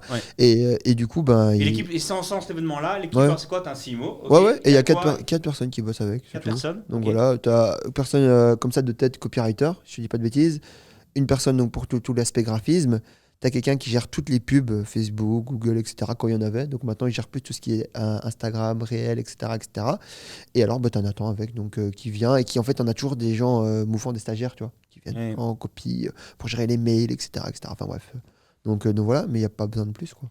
Et les 80 autres personnes, à quoi plus ou moins? La majorité, donc on va dire vraiment 80% de l'équipe Fréchot, c'est de l'OP. Donc des préparateurs de commandes, des livreurs, des cuisiniers, des légumiers, des bouchers. C'est vraiment genre la hiérarchie, elle se fait. T'as un 80-20, toujours, je te disais, 80% c'est le produit. On n'est pas des marketeurs ou des machins, on vend un bon produit, tu vois. Le bon produit, c'est le marketing. Et du coup, j'ai vraiment capitalisé sur le produit, quoi. Ok. Désolé Youssef, mais je trouve que tu divagues beaucoup trop dans les... Je voudrais revenir au truc de sales, au truc de vente. Ouais. Non mais raconte-nous, est-ce que toi, tu as en tête des grands milestones que tu as passés, mes 1000 premiers clients, mes 10 000, et comment l'équipe est organisée? Comment elle évolue l'équipe marketing? Ouais. Et quel est ton canal qui marche le mieux aussi, quoi? Au début et maintenant, on a bien compris Facebook, c'est plus ça. Mais en fait, c'est pour donner des tips aux gens qui veulent se lancer aussi. Clairement. Derrière la magie, derrière le faux rationnel et tout, ok. Mais comment tu as été chercher après l'expérience garage, quoi? Comment quand t'as monté le truc, comment c'est organisé, quoi? Après, on a fait tous les trucs classiques, hein, donc flyers. Mais je te dis, je suis vraiment chiant parce que c'est le client, en fait, tu vois. Et c'est toujours, en gros, écouter les clients. J'appelais les clients pour les récupérer. Mais je me rappelle, au début, j'appelais les clients chaque semaine pour être sûr qu'ils commandent bien, tu vois. Et ok, j'avais pas beaucoup, j'avais peut-être 30-40 appels à passer, tu vois, mais c'était 30-40 appels qui faisaient le chiffre, quoi. Donc voilà. Et après, quand je l'ai plus fait, on a essayé de faire des trucs de bienvenue, on a essayé de faire des trucs de maintien, parce qu'après, on a sorti les abonnements, du coup, à la 3e semaine, il fallait faire quelque chose, à la 6e semaine, etc. Mais tout ça, pour moi, c'est des petites astuces qui marchent que si ton produit est bon et que le mec est content, tu vois. Quand tu vas acheter un iPhone, tu vois, en gros, tu vas l'acheter, s'il y a le chargeur dedans, c'est mieux. S'il est pas là, tu vas quand même l'acheter, tu vois. Et en gros, Moi, je suis un mouton, je vais l'acheter quoi qu'il arrive. Ouais, Évidemment, voilà. évidemment. Donc, ce que je veux te dire par là, Ouais. c'est que souvent, on donne des techniques. Et les techniques, le problème, c'est qu'elles sont passagères. Parce que voilà, un truc qui a marché, tu as fait du drop, tu l'as dit, il y a des techniques qui marchaient très bien au début, maintenant elles ne marchent plus, etc., etc. Mais ce que je veux te dire par là, c'est que le plus important, ça reste les fondamentaux, ça reste le produit, ça reste d'avoir une Ok, promesse simple. d'accord, mais j'imagine le mec qui va te regarder, partage-nous un truc quand même, dis-nous un truc. Ok, au début, c'était les ads qui marchaient, maintenant c'est quoi par exemple, toi qu'est-ce qui fait? J'entends bien que ton client doit être content et tout, c'est important, mais c'est quoi les canaux qui marchent aujourd'hui pour toi? Comment tu les construis? Tu vois, donne-nous un peu Oh. des insights pour que les mecs qui veulent se lancer dans d'autres business. Aujourd'hui, ce que je conseillerais à quelqu'un, c'est de de mettre sa communication à 100%, parce que tu es au début, et logiquement, tu n'as pas d'argent. Donc, tu fais du réel Instagram et du TikTok, quoi. Je pense que c'est ce qu'il y a de mieux. Aujourd'hui, j'ai capitalisé. Il y a un équivalent temps plein qui bosse comme ça chez Freshéo. Ok. Et on a également une boîte qui vient donc en support à ça. Donc, qui fait quand même un budget de 3-4 000 balles par mois, juste pour ça. Et en gros, on est assez content des résultats. Donc voilà. Alors, est-ce que je peux te le dire en direct parce que ça fait que 2 mois qu'on le fait, j'en sais rien. Par contre, je sais qu'en gros, on a coupé Facebook, qu'on fait des réels et que le chiffre ne descend pas. Donc voilà. Beau. Et Ouais, en gros, ouais. et ça coûte beaucoup moins cher parce que je peux t'assurer que quand je dépense 4 000 balles en réel ou un truc, Ouais. et les dizaines de milliers d'euros qu'on dépensait sur Facebook, tu vois, heureusement, on n'est Ouais. jamais passé en centaines. Ouais. Mais donc voilà. Et Et puis là, tu crées ta marque, quoi. Tu crées, t'as des abonnés qui arrivent sur tes comptes, c'est ton Voilà. branding en plus dedans, donc voilà. Mais encore une fois, c'est de la croissance lente, tu vois, mais constante. Ouais. Et ça excite personne. Yes. Ça excite personne en fait. Tu sais, Warren Buffett, il disait ça, hein, tu vois. Il disait, il y a un gars qui lui demandait, il disait, ouais, pourquoi les gens font pas comme vous? Ça fait chier tout le monde de devenir riche lentement. Je te jure. C'est vrai. C'est très bon, ça devient riche lentement. Ben, ça fait chier tout le monde, mais en vrai, Ouais. tu vois, c'est ce qu'il faut faire, tu vois. Enfin, vraiment, je te dis, aujourd'hui, tu vois, Freshéo, c'est pas une. Moi, je trouve, sincèrement, après, c'est parce que j'ai des standards qui sont très hauts maintenant avec les gens que je fréquente. Freshéo, c'est pas une boîte qui a fait une croissance de dingue ou qui est incroyable ou quoi, hein. Sincèrement. Donc voilà. Et du coup, en fait, même la croissance est plutôt lente comparée à des structures que je connais. T'as des gens qui font du 300, 400, 500, 600% par an. Mais par contre, Freshéo, la base est très solide. Très, très, très solide. Tu vois, j'ai mon risque réparti dans des milliers de personnes, quoi. Ton client, il reste combien de temps chez toi? En moyenne, actuellement, la dernière lifetime value que j'avais en septembre 2022, on était aux alentours de 4 mois et demi. Donc voilà. Ok. Donc voilà. Et ce qui fait que dès que la personne nous fait gagner de l'argent dès la deuxième semaine. Yes. Donc voilà. Parce que les coûts d'acquisition restent quand même chers. Tu vois, tu es toujours dans les coûts d'acquisition. Bon, après, je vais dire ça cher, parce que moi, j'ai des targets de fou, mais on est à 50, 60 balles à peu près. Tu vois. Donc, Ok. même 40, je pense, pour le moment. Donc voilà, mais moi, je veux une target à 15-20. Quoi. Ah ouais. Moi, je comprends pas comment tu peux donner à 15 euros. Enfin, moi, les fondamentaux. Comment tu sais que je te donne 15 balles et que tu n'achètes pas chez moi, tu vois. Ouais. Alors, tu vois, au bout d'un moment, c'est qu'on est mauvais. Genre, change de client, change de cible. Tu vois, La enfin. viande est dure. Parce que j'ai les Non, c'est vrai, tu vois. Avec Facebook, on est devenu con. Oui. À quel moment tu dépenses 300 euros pour acquérir un mec? À quel Oui. moment, tu vois? Non, t'es pas Adidas, t'es pas Nike, tu vois. T'as déjà testé TikTok Ads? On n'a pas encore. Parce que j'ai pas encore les corps. Enfin, j'ai pas encore les. En fait, c'est nouveau. Et j'ai pas encore la technicité. Enfin, j'ai pas les gens techniques pour ça. Donc voilà. Mais c'est un truc qu'on aimerait bien faire, tu vois. On en parlait en plus il y a, je pense, 1 semaine et demie. Franchement, ça a Ok. testé. Je pense aussi. Ça explose là. Donc n'hésite vraiment pas. Voilà, il y a le côté organique avec les réels, Ouais, c'est ouais. pas mal. Mais vu que TikTok, c'est le Facebook 2015, il y a quasi personne dessus. C'est vrai. En Là, ça termes- monte un peu, mais. On va dire en tant que marketeur, il n'y a pas beaucoup de gens qui font Ouais. de la pub par rapport à Facebook. Donc il y a un boulevard à prendre. Je pense Certes, aussi. on n'a pas encore de la data comme sur Facebook, mais sur TikTok, il y a vraiment moyen de faire quelque chose. Mais je pense que tu as totalement raison. Je rejoins ton avis à 100%. Tu testes ça, quoi. tu reviens, tu nous fais un épisode. La Flandre, voilà, Oh, tout, regarde, du calme ici. Hein. Oui. Ce fameux, je veux devenir le leader en Belgique. Redit Ouais, c'est encore cet été. Incroyable. C'est vrai, j'ai dit ça? T'as dit ça? Punaise. C'est journaliste flamand. Quel ego, putain, quel ego. Ouais. Ouais, mais c'est vrai en fait. Eh, ça fait plaisir. On dit ok, les mecs. Non, mais c'est là, vrai, c'est sûrement vrai, tu vois. Aujourd'hui, raconte-nous un peu le marché. Qui est devant toi? Bah, en fait, tout le monde est personne à la fois. Tu vas dire, putain, le mec il est toujours vague, il casse Ouais, les hein, couilles. il veut jamais. Non, mais C'est un en fait, philosophe. j'explique. Et je pense que c'est très important. Je te jure que tu prends les fondamentaux à chaque fois, tu prends beaucoup moins la tête. En fait, si tu veux, en concurrence faciale de Freshéo, il n'y a personne. Il n'y a personne qui fait ce qu'on fait. Personne qui te livre des repas où tu me dis, tu trouves quelqu'un, donc peut-être le traiteur du coin ou quoi, mais il peut pas livrer à Mons et en même temps, Oui. je sais pas, à Knock, tu vois.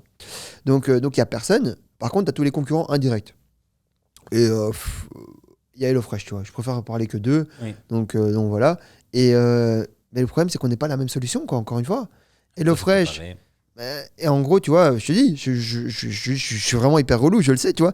Mais quand tu commandes un truc où il te faut 45 minutes, 1 heure pour le faire, ou même 30 minutes dans le meilleur des cas, et un truc où il te faut 3 minutes au micro-ondes, alors oui, fondamentalement, on vend tous les deux des box et de la bouffe, mais dans la finalité, dans le produit, on est quand même dans quelque chose de vachement différent, quoi, tu On est vois. bien d'accord. Moi, je suis désolé pour Fréchéo, mais avant, je ne sais même pas à l'époque. Mhm. J'étais client e-farm que j'adore, et j'adore le trajet de Muriel et tout. Mais je dis tout le temps, c'est trop long. Moi, en plus, je suis nul en cuisine. Je reçois la box et je suis déjà en panique, tu vois. Putain, c'est quoi tous ces trucs là? Des légumes que je connais même pas, soyons honnêtes. Tu vois, on est dans le local.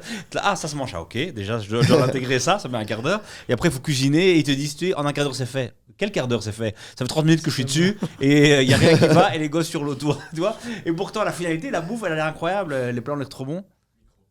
Je suis bien, non? Ah non, pas bien, c'est ça que tu dis. Et oui, voilà, c'est en effet fort différent comme expérience d'avoir le truc tac, Exactement. tac. Et tu vois, du coup, tu parlais au début de e-farms, de Casidomi ou d'autres acteurs, mais je pense même pas Casidomi, je pense même pas qu'ils font de la livraison de plats préparés, pour être honnête. Oui. Donc voilà, des super gars aussi, franchement, ils sont super gentils. Enfin, j'ai eu l'occasion d'échanger avec Alain, jamais avec Emna, mais on était ensemble sur la campagne Delphus. Yes. Et du coup, voilà, donc en fait, j'ai pas de concurrent direct, donc devenir leader, en fait, techniquement, c'était un peu. Enfin, c'était facile vu qu'il n'y a personne. Et par exemple, alors, ok, grandir, il y a les particuliers, Ouais. mais toutes les collectivités, tu vois, est-ce que tu fais de le Sodexo, de toi, les homes, les trucs comme ça Du marché, déjà que je suis sur un marché de centimes, Ouais. alors là, tu vas me mettre. 3 centimes, ouais. dans le Ouais. micro à centimes. Ça m'intéresse pas. Ok. Ça m'intéresse vraiment pas. En fait, je suis là, je suis sur mes clients, on me propose beaucoup de valeur, c'est cool. On essaie de s'adapter. Je pense que les gens mangeront toute leur vie, tu vois. Ça va être à nous de toujours aligner le bon prix avec le bon produit. Et c'est quoi l'objectif 2023, alors, de chiffre d'affaires ou de clients, tu vois, comment Je suis pas un mec, comment dire. Non, je suis pas il pas lâchera marrant. aucun chiffre. Le mec, il est venu, il Il lâche lâche rien. Pas un chiffre. Rien. Rationnel. Rationnel. Faut goûter les gens. Non, je vais te dire, je suis totalement honnête avec toi. De base, je voulais faire comme chaque année 100%, tu vois. Ok. Actuellement, si, entre guillemets, on trouve pas un truc comme Facebook ou on n'arrive pas à se développer correctement sur la Flandre, Ouais, ça n'arrivera pas, quoi. ça n'arrivera pas. C'est Oui. impossible. Donc voilà. Donc il faut que je sois rationnel, encore une fois, tu vois. Et me dire que oui, actuellement, 100% de mes priorités, c'est de trouver quelqu'un qui va pouvoir nous aider à développer la Flandre parce que j'ai confiance en le produit, en le service et en la logistique. Et entre guillemets, trouver un nouveau moyen, une nouvelle source d'acquisition, tu vois, pour pouvoir donc faire du bien à la boîte. Et faire 100% sur les chiffres de l'année prochaine, c'est pas non plus monstrueux, tu vois. Et en gros, ça permettra donc, on parle de quelques millions d'euros, mais c'est pas proportionnellement à l'échelle belge et aux gens qui mangent, c'est pas encore un truc de fou, quoi. Mm. Ouais, c'est pas un truc qui va faire rêver des actionnaires, quoi. Donc voilà. Tu as parlé de ton objectif de 100 millions d'euros de valorisation. Pour l'instant, tu seras à combien plus ou moins de valo? Écoute, on n'a plus refait de valo depuis juin 2021. Et la dernière valo de Freshio, elle était donc post-money, non, pré-money, pardon, à 10,4, je crois, quelque chose comme ça. Donc voilà. Donc en sachant qu'on a fait encore 100% de croissance, etc., que le marché s'est un peu cassé la gueule et tout, franchement, je ne saurais pas dire on est à combien, mais je ne saurais pas. Sincèrement, je ne saurais pas dire. On en a plus fait, je sais pas. Sincèrement, je sais pas. Si je te disais un chiffre, je serais un menteur. Et pour atteindre ça, tu vas croire dans le Renick, tu regardes des entreprises à racheter, tu cherches toi à te faire racheter, c'est quoi Non, pour le moment, je regarde pas mal d'entreprises à racheter. Ok. Parce que c'est vrai que j'ai rajouté ces dernières cartes que je t'ai pas parlé. C'est vrai qu'en gros, je regarde beaucoup sur la croissance externe. Parce qu'en fait, les mecs qui font mon métier aujourd'hui, je le dis en étant très humble, ils sont très mauvais. Ok. Et en gros, si tu veux, je suis le seul qui gagne de l'argent. Donc voilà. Et du coup, en gros, je me dis, est-ce qu'il y a moyen, entre guillemets, de rendre leur modèle économique viable sur d'autres pays? Parce qu'on n'est plus sur la Belgique. Comme je t'ai dit, il n'y a pas de concurrent en Belgique. Donc voilà. Et du coup, je suis en train de regarder pour voir si je peux rendre leur modèle économique viable.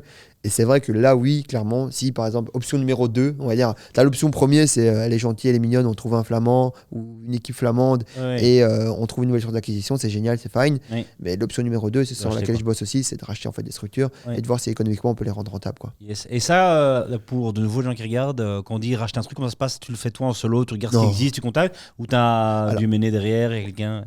En fait, si tu veux, j'ai fait le truc de l'abruti, tu vois, tu vas contacter les boîtes, tu vas essayer de négocier et tout. Non, faut dire, c'est con, tu vois. Et en gros, si tu veux, après, au bout d'un moment, enfin, les négociations, ça menait à rien, c'était pas propre, c'était pas truc. Et en fait, il y a un actionnaire qui m'a dit, Marvin, prends un bureau de M&A, tu vois. Il y a un bureau de M&A, tu vois. Et du coup, en gros, on a pris un bureau de M&A. Et du coup, maintenant, les trucs se passent beaucoup plus facilement. Et on a moins l'air surtout moi, j'ai moins l'air d'un débile quand je négocie, tu vois.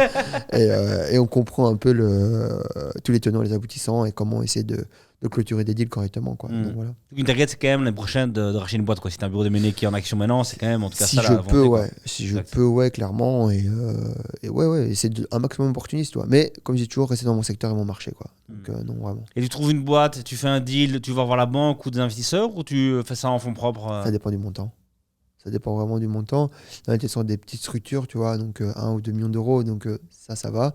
Si jamais on rachetait, enfin, genre, je suis dans ma target, une belle boîte aux alentours de 20 millions, là, clairement, il va falloir revoir un peu nos positions et les manières de procéder. Le mec a de l'ambition, quoi. Il y a une boîte qui fait 20 millions que tu aimerais racheter. Et toi, pour l'instant, aujourd'hui, t'en es où? Chiffre d'affaires, c'est quoi? On avoisine les 4. Ok. Voilà. Ça va plus gros, quoi. C'est un peu, ouais. Très bon, ça. Mais C'est en ça fait, qu'on veut voir. si tu veux, les procédés sont les mêmes. Hein. Ce que je te dis, je te parlais de fondamentaux. Pourquoi ça me fait pas peur, tu vois? Et pourquoi je te le dis sans même ambition, quoi? Ça me fait pas peur parce qu'en fait, si tu veux, c'est les mêmes fondamentaux. Je sais que ça sera géré de l'humain. Tu vois, il y a un mec qui le fait. Il est pas plus malin que moi. Il gère les humains comme moi, tu vois. C'est tout. J'espère. C'est ça. Je suis convaincu. Parce que c'est du bon sens de gérer une boîte.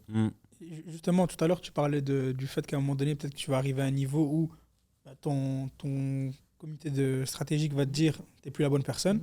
Pour toi, qu'est-ce qui fait que pour l'instant, tu es encore là? Ouais. Voilà, la compétence pour toi, tu te dis c'est ça que Marvin apporte vraiment à Fréchéo. Et qu'est-ce qui ferait qu'à un moment donné, tu penses qu'à ce moment-là, ce niveau-là, ce sera quelqu'un d'autre qui sera meilleur? En fait, aujourd'hui, Fréchéo n'a pas de DG. C'est moi le DG de Fréchéo. D'accord. Et en gros, si tu veux, je pense que, pour être totalement honnête, je pense pas qu'un jour, quelqu'un fera ce que je fais humainement mieux que moi. Donc voilà. Toi, on en parlait. La vérité, c'est ça. On dit ça, mais en vérité, non. Par contre, techniquement, je suis convaincu que bientôt, je vais être dépassé. Sur l'aspect DG, tu vois. Et que fondamentalement, tu vois, je serai quelque part dans la boîte. Genre, je sais pas, au département innovation et innovation, tu sais, le vieux con qu'on n'a pas voulu retirer là. Ouais, je suis innovation et produit. Donc voilà. Et fondamentalement, je serai toujours là parce que tu as besoin donc d'inspirer la vision et le dynamisme. Mais fondamentalement, au bout d'un moment, il va falloir prendre un mec. Tu sais, on parlait des gens qui ont fait l'école, etc., etc. Oui, quelqu'un qui va gérer la boîte correctement. Et qui va pouvoir, en fait, avec des chiffres, parce que moi je suis très, comme tu l'as vu dans la philosophie et fondamentaux, etc., quelqu'un qui avec des chiffres va pouvoir appuyer la vision tout simplement, quoi. Et ça sera l'ensemble de ces deux personnes qui fera de Fréchéo une super boîte, quoi. Donc voilà, et tous les autres qui vont contribuer, quoi. Beau, quelle option CEO qui fait ça, option CEO. Et alors, un truc qu'on a inventé à une époque, c'était CVO, tu vois, le Chief Visionary Officer sur net, la retraite. Ça, c'est le mec qui veut pas partir, tu vois, il veut pas quitter. T'as fait quoi? J'ai fait des slides, j'ai une vision. C'est cool, mais c'est plutôt qui. Il faut savoir un truc aussi, je suis pas attaché à Fréchéo. J'ai un très Comment gros. ça? Je suis pas attaché à la boîte. Mais qu'est-ce que tu racontes? En fait, si tu veux, moi je veux devenir milliardaire. Donc en fait, c'est-à-dire que. Putain, mais je l'aime ce gars. Moi, voilà, je deviens milliardaire. Voilà. Non, mais je pense que c'est possible en fait. Je pense vraiment que c'est possible. Je te dis, je suis dans la bonne courbe, j'ai le bon âge. Je pense que j'ai les bonnes personnes autour de moi et que je suis en train de travailler pour. Et qu'en vrai, si je dédicace ma vie à ça, il y a quelques mecs qui sont arrivés, donc il y a moyen d'y arriver, je pense. Et puis de toute façon, si j'y arrive pas, qu'est-ce qui sera passé? J'aurais essayé, tu vois. Ouais. Donc, mince, je pèse que quelques dizaines de millions d'euros. Ouais. C'est dur pour un mec qui vient de zéro. donc voilà, donc fondamentalement, j'essaye de ça. Et en fait, Fréchéo, c'est une étape dans tout mon process. Ok. Et en gros, si tu veux, c'est pour ça que je suis pas attaché au fait de rester CEO de cette boîte, parce que j'ai pas envie d'être catégorisé comme le CEO de Fréchéo, parce qu'en vrai, je m'en fous. Enfin, je veux juste être là où je dois être, au moment où je veux être, par rapport à mes objectifs qui sont un peu plus poussés que juste ça. Et ça, je pense pas que ça peut être perçu bizarrement par tes employés, par exemple, de dire en fait, moi, pas plus que ça, c'est une étape. Non, parce que mes employés, comme quand je te l'ai dit, ils pensent que je délire totalement. Ils disent ouais, milliardaire, ouais. Ah, écoute, on va déjà essayer de faire nos barquettes demain. Et puis on verra, tu vois. Non, c'est vrai, tu vois. Du coup, quand tu le dis aux gens, tu vois. Non, si quand tu dis ton objectif, les gens rigolent pas, c'est que c'est un objectif de merde. Si je te dis l'année prochaine, je vais faire 100%, t'as pas rigolé. Parce que, voilà, le mec, ça fait déjà 4 ans qu'il fait ça. Une année de plus, voilà. Ouais. Mais si je te dis, je vais devenir. Ça, c'est ta meilleure punchline, je trouve, de l'émission. Si les gens rigolent pas que nos objectifs, c'est pas assez ambitieux. C'est pas con, ça. Ah, donc voilà, et du coup, on va essayer. Et au pire, je te dis, le pire, c'est que tu te plantes, mais c'est pas grave, tu t'en fous. Donc voilà. Et du coup, je sais plus pourquoi je disais ça, mais fondamentalement, voilà un peu pourquoi Freshio, ça me dérange pas de pas être CEO à long terme, mais pourquoi je me mettrais pas en chief visionary ou en chef product, parce qu'en vrai, tu vois, je m'en fous totalement du moment qu'on me verse mes dividendes par an et que moi, je peux aller faire mes projets de l'autre côté. Évidemment. Donc voilà. Carré. Tu parlais tantôt de levée de fonds Ouais. qui n'a pas été. Est-ce que tu penses que voilà, maintenant, on sentait que voilà, tu n'avais vraiment peut-être pas assez envie, vu les conditions que tu as mis, mais est-ce que maintenant tu penses que dans un petit horizon, tu aurais envie de le refaire ou c'est Moi, bon, je c'est dis, mort? tu dois toujours être vendeur. Toujours.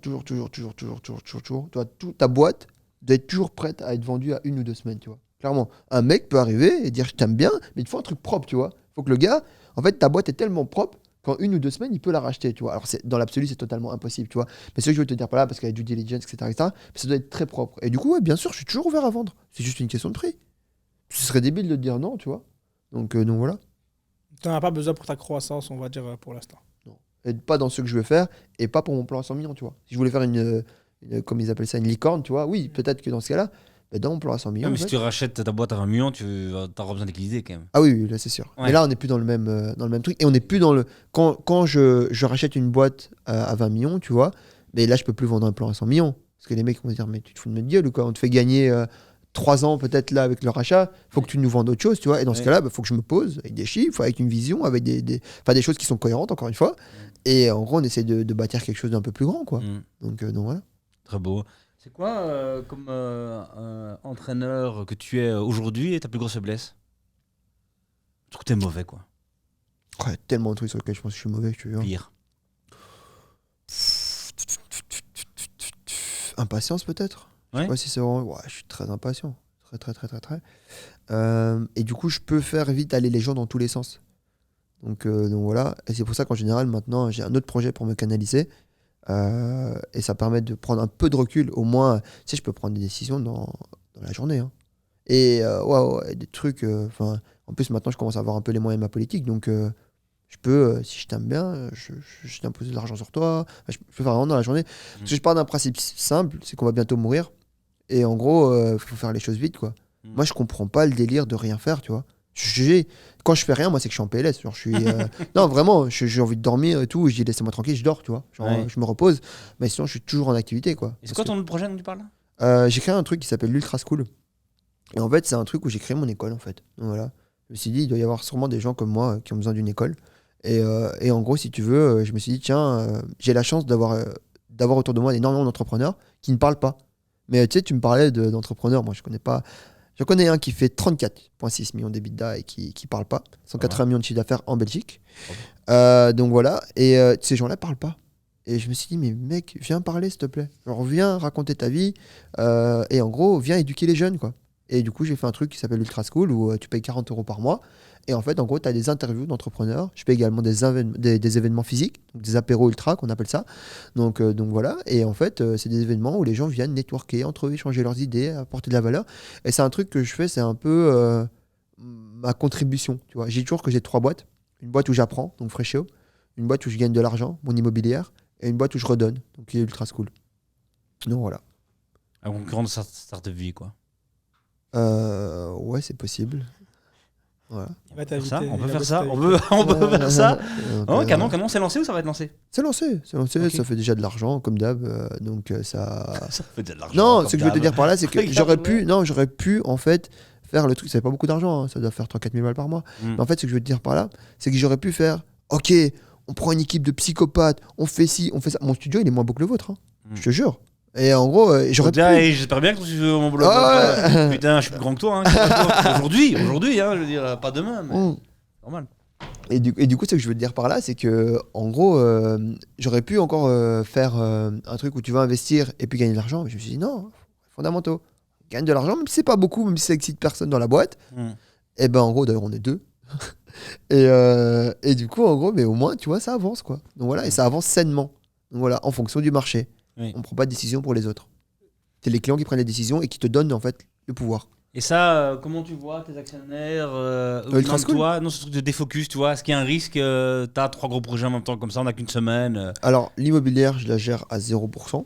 Donc, en fait, je fais un 10-10-80. Donc, 10% Ultra School, 10% l'immobilière et 80% Freshio. faut savoir qu'aujourd'hui, c'est sain pour Freshio que j'ai autre chose. Parce qu'en fait, j'ai pas les moyens dans Freshio d'avoir encore des personnes en plus pour appliquer mes idées. Et c'est très bien parce que ça veut dire que le marché n'accepte pas encore mes idées, que je suis juste pas encore assez intelligent pour pouvoir appliquer mes idées. Donc, ou que j'ai pas encore compris exactement ce que les clients voulaient. Et du coup, en gros, ça me permet Ultra School me permet de me canaliser en fait et d'apporter tout autant de valeur à des clients. Et aujourd'hui, si mes actionnaires ont quelque chose à me dire, tu vois, qui viennent me le dire, mais je respecte totalement ce que je leur ai vendu, tu vois. Donc en fait, il n'y a pas de débat. Bien défendu, bien défendu. Pour les prochains, quoi, peut-être.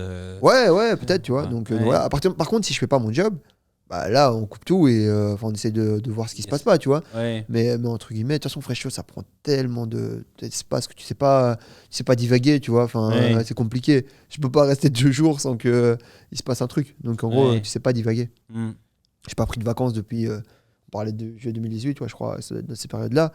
C'est impossible de partir en vacances. Et c'est pas parce que, entre guillemets, je veux pas. C'est que c'est juste impossible. Et je peux pas humainement me dire, moi j'ai mon objectif, ma target, tu vois. Je peux pas me dire, oui, je suis posé sur ma plage, tranquille, et ils ont des problèmes opérationnels, tu vois. Donc voilà. Et les gens en vacances prennent cet accent-là? Oui, je peux pas. Oui, non. Je suis en train de chiller, cocktail. J'ai travaillé dur toute l'année, donc voilà. Et du coup, en gros, ouais, c'est vraiment ça, quoi. Du coup, je veux pas prendre de vacances pour ça. Il va pas durer ce mariage, quoi. Il va pas durer. Déjà, tu l'as pris parce qu'elle est flamande, et pas parce que tu l'aimes vraiment. Et après, tu me dis que tu prends pas de vacances avec elle. Si tu veux tout savoir, ma femme est même comptable, avocate fiscaliste en plus.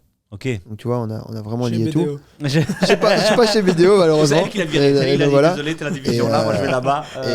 Non. Et du coup, ouais, non, franchement, ouais, je te dis, garder toujours sa valeur et sa famille. Et du coup, ouais, ma femme fait clairement partie de ça. Et c'est une personne incroyable. J'ai vraiment la chance d'avoir une femme incroyable. Elle a exactement mon âge, donc on a 2 jours de différence. Okay. Et elle comprend tout ce que je fais, quoi. Donc, c'est-à-dire que, par exemple, tu vois, que je parlais de spontanéité. C'est-à-dire que demain, si je dis, ouais, voilà, j'ai rencontré un fournisseur halal, je dois aller à Dubaï, je pars, elle me dit juste, je te dépose à l'aéroport à quelle heure, et il faut faire ta valise, tu vois. C'est tout. Parce qu'il y a cette totale confiance. Elle sait que je suis une personne saine aussi, tu vois. Donc, en fait, c'est comme dans toutes les relations, tu vois. Moi, ma femme, je lui apporte tout ce qu'elle a besoin au quotidien. Et je parle pas de financier, parce qu'elle n'a rien à foutre de l'argent, tu vois. Et je dépense pour nous deux. Et du coup, mais juste en gros, elle voulait une personne qui a de l'ambition, saine, qui va être toujours, à qui elle peut faire confiance. Et je fais ce taf là, tu vois. Donc voilà, et c'est toujours ça en fait, c'est une question d'équilibre, quoi. Et c'est pour ça que je peux partir, faire tout ce que je veux. Je suis toujours partout parce que gros, quand je rentre à la maison ou quand je suis chez moi, ben, ma femme elle gère toute l'administration de toute une structure. Donc elle travaille plus que moi. Techniquement, elle est bien meilleure que moi et opérationnellement, elle travaille plus que moi. Donc voilà. Et aujourd'hui, tu vois, je suis en train de faire le guignol avec vous ici, tu vois, et elle est le boss, tu vois. Donc il faut quelqu'un qui bosse. Hein. Il faut avoir quelqu'un qui bosse, quoi. Et justement, tu parlais en fait de parler en vacances, etc., d'avoir un entourage qui doit être impliqué avec toi. Est-ce que tu vois d'autres sacrifices? Parce que voilà, je vois quand même 3 boîtes. À un moment donné, on a 24 heures dans la journée. En fait, j'ai tout sacrifié à part mes boîtes. Tout. Je n'ai rien qui passe devant mes boîtes, rien. Donc j'ai sacrifié une partie du temps passé en famille. Tu vois, un truc que je parle souvent, alors là c'est très profond, je rêverais de passer plus de temps... Non, je sais pas franchement. Parce que sinon je le ferais. C'est moins important, mais j'aimerais trop passer plus de temps avec mon grand-père, tu vois. Mon grand-père, aujourd'hui, il a 78 ans. C'est quelqu'un qui m'a énormément formé. J'ai eu la chance que ma mère ait été adoptée par des Belges. Et du coup, c'est pour ça aussi que genre, je m'exprime de cette manière, etc. Parce que j'ai pas d'accent, j'ai pas de truc, parce que j'ai eu la chance d'être éduqué par des Belges, tu vois. Mon grand-père, c'est un mec exceptionnel. Et je sais que voilà, on est à 5 ou 10 ans de sa mort, tu vois. Ou peut-être même demain. Et moi, je suis pas à côté de lui. Et ça, c'est des sacrifices qui sont énormes pour moi. Mais vraiment énormes. Genre, j'ai un aspect famille qui est très grand. J'essaie d'avoir ma mère constamment au téléphone. J'essaie d'avoir mes frères, de savoir où est-ce qu'ils vont, qu'est-ce qu'ils font, etc. Et ça, c'est mes plus gros sacrifices aujourd'hui. Mais je sais que quand ils m'appellent, que je peux les aider sur quoi que ce soit juste des réflexions, ou alors même financier, si je peux, et ben en fait, ça, c'est plus impactant que de passer du temps avec eux, de rigoler, de passer du bon temps, etc., etc. Parce que passer du bon temps, c'est bien pour moi, mais je sais que c'est mieux pour eux que je gagne beaucoup d'argent. Ça, c'était profond. Ouais. Vrai, ton grand-père, par exemple, est-ce que ça vaut la peine? Parce que, attention, hein, je ne juge évidemment pas, parce qu'on fait tout sacrifice dans tous les sens, enfin, c'est la question, mais c'est là maintenant, avec le recul, toi, Freshio, tu l'as lancé il y a 2-3 ans maintenant? 4 ans. 4 ans, pardon. Tu vois, est-ce que tu dis, ok, ça vaut la peine, ou quand même, je devrais rééquilibrer et plus voir, par exemple, mon grand-père, tu vois Je peux pas rééquilibrer parce que, en fait, si tu veux, mon grand-père, aujourd'hui, et avec tout l'amour que j'ai pour lui, c'est le passé. C'est mon passé. C'est quand je veux le voir, c'est tous mes souvenirs d'enfant. C'est là, tu vois, ça va être Noël, je serai là. C'est son anniversaire. C'est un des seuls anniversaires. Donc on m'invite. Je sais pas combien d'anniversaires par an. C'est le seul anniversaire que je loupe pas avec celui de ma mère et mes frères, tu vois. Donc il y en a 6-7 que je loupe pas. Donc voilà. Et ce que je veux te dire par là, c'est qu'aujourd'hui, moi, je dois construire le futur. Le futur de notre famille, le futur de tout ça.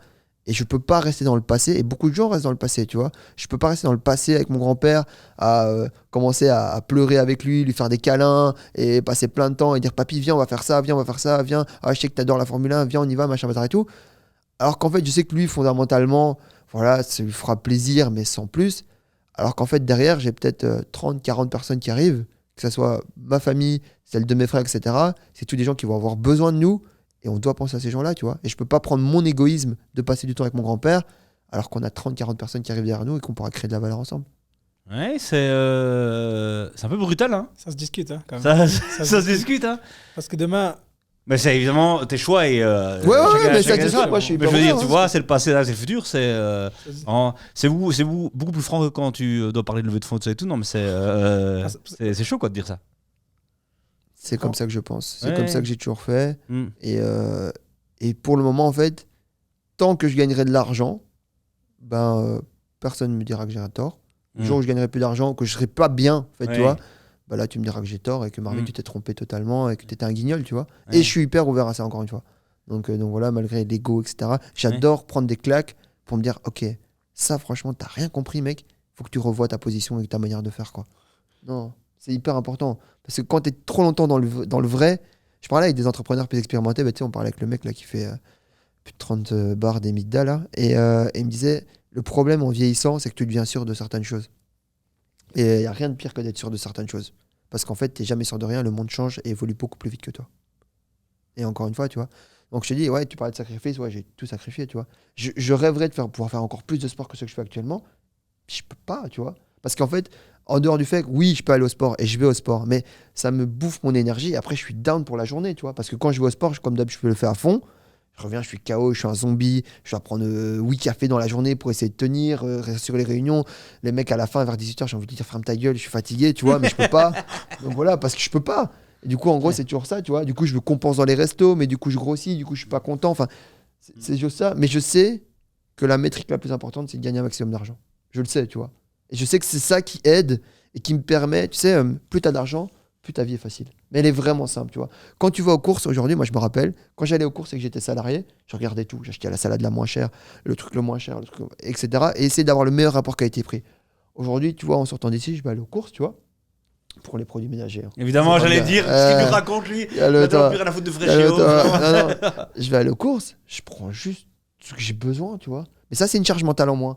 Quand je pars en vacances, tu vois, ou quand, je veux dire plutôt quand on part en séminaire. En fait, si tu veux, quand on prend nos billets d'avion... Ah, c'est ça, t'as changé toutes tes vacances par le mot séminaire, et comme ça... Exactement. Mais tu pars en vacances quand même, mais tu dis juste un séminaire. Okay. Tu dis, voilà. quand en gros je fais ce genre de choses, ou quand, je sais pas, on me demande 1000, 2000, 3000, 4000, en fait, je réfléchis pas, parce qu'en fait, ça me prend pas d'énergie, ça, tu vois.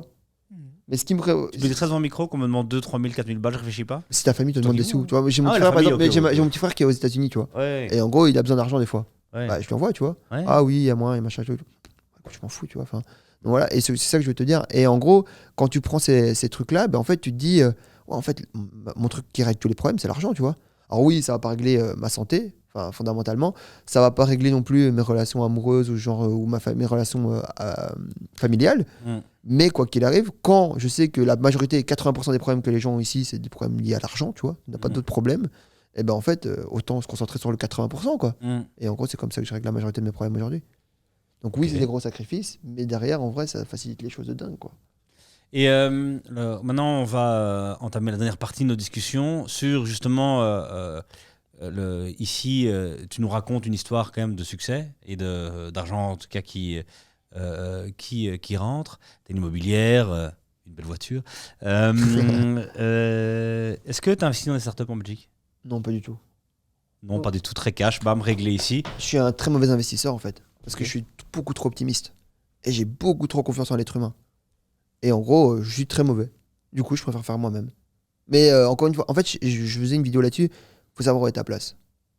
Tu sais où est ta place. Aujourd'hui, j'ai appris que je suis entraîneur. Je serai jamais un attaquant, tu vois. Et du coup, comme je ne serai jamais genre le mec au-dessus, tu vois, genre, tu sais, il y a des gens au-dessus des entraîneurs, etc. Je ne serai pas ça. Je suis un entraîneur. C'est tout. C'est comme ça, tu vois. Et c'est pas des croyances limitantes ou quoi. Non, c'est dans ça que je me sens le mieux. C'est dans ça que je suis le plus efficace, tu vois.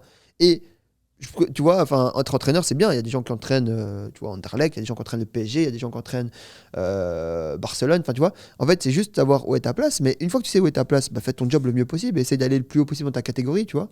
Oui, alors d'accord, mais les startups en Belgique ont justement besoin de mecs qui ont réussi et qui mettent des premiers tickets. En gros, aujourd'hui, un ticket de 5000 balles de Marvin vaut beaucoup plus que 100 000 d'un autre fonds. Et le ticket de 5000 balles de Marvin aidera sans doute à avoir un autre fonds institutionnel, par exemple, derrière. Ouais. Parce que des entrepreneurs de terrain, tu vois, de quoi on a ça en Flandre, il y a les mafias de Netlogue et tout ça, tout, qui remettent. En France, il y a plein de business angels, 35 ans, ils mettent des petits tickets. On a besoin en Belgique de ça. Tu parlais de focus.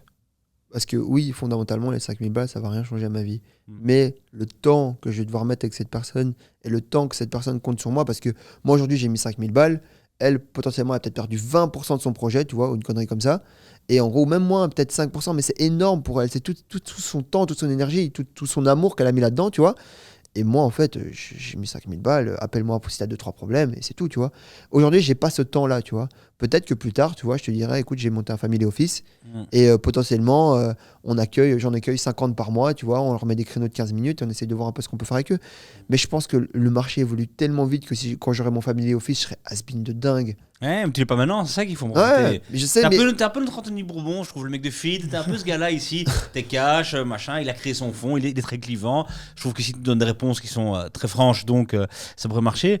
On a besoin de mecs comme toi qui disent ok, step up, j'y vais. Ouais, c'est vrai, Anthony, c'est cool ce qu'il fait aussi. Hein. Mais je comprends pas pourquoi il arrête feed, tu vois, mais il est pas plus focus sur cette boîte-là. Ouais, toi, tu dis ça. Toi, le mec qui a School Up, pas School Up, j'ai oublié. Mais c'est 10% de mon temps. Ultra, Moi. ultra. Je parle de Fréchot tout le temps, tu vois. Ouais. Donc voilà, je suis en train de finaliser un atelier Ouais. et je vais recruter encore de nouveau l'année prochaine. Mm. Et donc voilà, mais après, tu vois, chacun fait ses choix, encore une fois, tu Bien vois. sûr, Et chacun doit savoir où est sa place. Quand Anthony, sa place, c'est là, tu vois. Ouais. En train de faire ça, de fidéliser des gens, de montrer que c'est possible, machin, bazar et tout. Mais c'est vrai que moi, personnellement, je préfère créer une grosse boîte, tu vois. Ok, donc toi, on te contacte, je suis un jeune entrepreneur, je te contacte, t'investis pas aujourd'hui dans les startups, quoi. Non. Non. Donc voilà, si je peux t'aider gratuitement, sincèrement, gratuitement, je le ferai. Donc voilà. Mais je vais pas commencer à prendre mon temps pour aller donc commencer à parler avec toi, etc. Et... Dur. Comment on fait pour que cet écosystème en Belgique il décolle? Il faut que des mecs comme moi, enfin comme moi, il faut que des mecs en gros prennent le temps de le faire en fait. Mais le problème, c'est quoi? C'est qu'une fois que tu as gagné de l'argent, tu vois, dans 20 ans, dans 15 ans, j'aurais pas envie de faire ça, tu vois. Et aujourd'hui, je peux pas me concentrer sur ça parce que je peux pas aider les autres, il faut que je m'aide moi-même, tu vois. Mais c'est vrai. J'ai des problèmes, je dois faire 100% l'année prochaine, tu vois. Et je peux pas me concentrer sur aller aider un mec à faire 1 million d'euros, tu vois. En vrai, voilà, quoi, je suis désolé, mais c'est pas mon problème, quoi. J'ai mes problèmes, j'ai des personnes, j'ai des familles et j'ai des actionnaires. C'est vrai que là, tu vois, ça fait du boulot, tu vois. Et j'ai mon ego, le pire de tous, tu vois, qui doit nous faire grandir, quoi. Et tu peux pas aider les autres alors que toi, non, ok, d'accord. Mais donc, bien compris que ça, c'était pas le truc, mais qu'est-ce qui manque? Toi, tu vois l'écosystème français, tu le suis. Ce qui manque, c'est genre The Family qui était génial, quoi. The Family, c'était génial. Et qui tu vois pour faire ça en Belgique? Tu vois quelqu'un le faire? Écoute, je sais pas. En Belgique, c'est flingué. Hein. Non, mais c'est flingué. C'est flingué de dingue, tu vois. C'est pour ça que je suis venu, parce que j'apprécie beaucoup ce que tu fais. Mais en gros, il n'y a personne qui fait rien. Mais en fait, en dehors qu'il n'y a personne qui fait rien, je pense même pas que le pays veut faire quelque chose. On est là en train de se faire bolosser sur l'énergie, tu vois, parce qu'on n'est pas foutu de produire quoi que ce soit dans ce pays. On fait rien. On fait rien ici. Ouais. Ils font quoi les bêtes? Ils font du chocolat et des frites. On passe vraiment pour des abrutis profonds, tu vois. Non, je te jure. Tu vois, en France, il y a au moins, tu sais, t'as un service en France, t'as vraiment, moi j'adore la France pour ça, t'as un service, tu vois, qui est dingue, t'as des endroits qui sont magnifiques. En Belgique, j'adore la Belgique, hein, et je pense que j'y vivrai une grosse partie de ma vie, hein, mais c'est par habitude, je pense d'ailleurs, même pas parce que je pense qu'il n'y a même pas de truc rationnel là-dedans, mais grosso modo, on est flingué de dingue. Tu vois, on parlait de, alors là je lance sur une pente glissante, il y a Odoo. Qui est double licorne, tu vois. Ouais. Odoo, ça fait quoi comme chiffre d'affaires? Quadruple maintenant. Quadruple licorne. 4. Ça fait quoi comme chiffre d'affaires? Très bonne question. Ça fait quoi comme profit? Très bonne question. Moi, je pense que ça fait moins de 200 millions. Hein. Alors, tu pourras me vendre le plan que tu veux. À aucun moment, rationnellement, tu me définis ça. Alors oui, les gens vont dire, oui, mais Tesla... Écoute, Tesla, c'est en bourse. Donc, et en gros, ce que je veux te dire par là, c'est qu'obligé, par exemple, tu vois, et j'ai un très grand respect pour Fabien, et c'est génial ce qu'il fait. Mais en gros, tu vois, on peut pas dire mais en gros. Maintenant, en fait, tu vois, on est obligé de faire des dingueries comme ça pour dire qu'on a une licorne, tu vois, ou une quadruple licorne, peu importe. Non, en fait, pousser l'écosystème, aider les gens, mettez des fonds. Regarde, là, non, mais lui aussi dit comme toi, il dit exactement comme toi. Il dit non, moi je vais te focus sur mon truc. Si lui, au top du game, il dit la même chose. Il dit, je vais poser la question, la même qu'à toi. Je dis, ok mec, t'as un peu réussi. Lui. Oh, lui, il a vraiment réussi. Non, t'as et tout. Non. Il dit la même chose que toi. C'est entendable. Hein. On a 15 000 emplois directs. On a, je sais plus combien, tu vois, 2 000 emplois, machin. Oui. En fait, j'ai vu plein de familles et tout. Je suis focus 100% sur Odoo. Ouais, mais si tout le monde nous dit ça, ça va jamais aller cette histoire. Il faut qu'à un moment quelqu'un dise. Non, t'as raison, c'est vrai. Mais en gros, alors, il faut que l'État nous mette de l'argent à disposition pour faire ça, tout simplement, peut-être. Les familles, ils ont pas entendu l'État. The Family, on parle entendu l'État, mais c'est pas le même marché. Hein. C'est vrai. C'est pas le même marché. Hein. 70 millions contre 4 millions et demi de pecnos francophones et 6 millions de néerlandophones. Donc ça veut dire que déjà, on parle pas à 60% du marché belge. Hein. Donc, voilà, moi, en tout cas. Je sais pas si Fabien parle néerlandais, et donc voilà.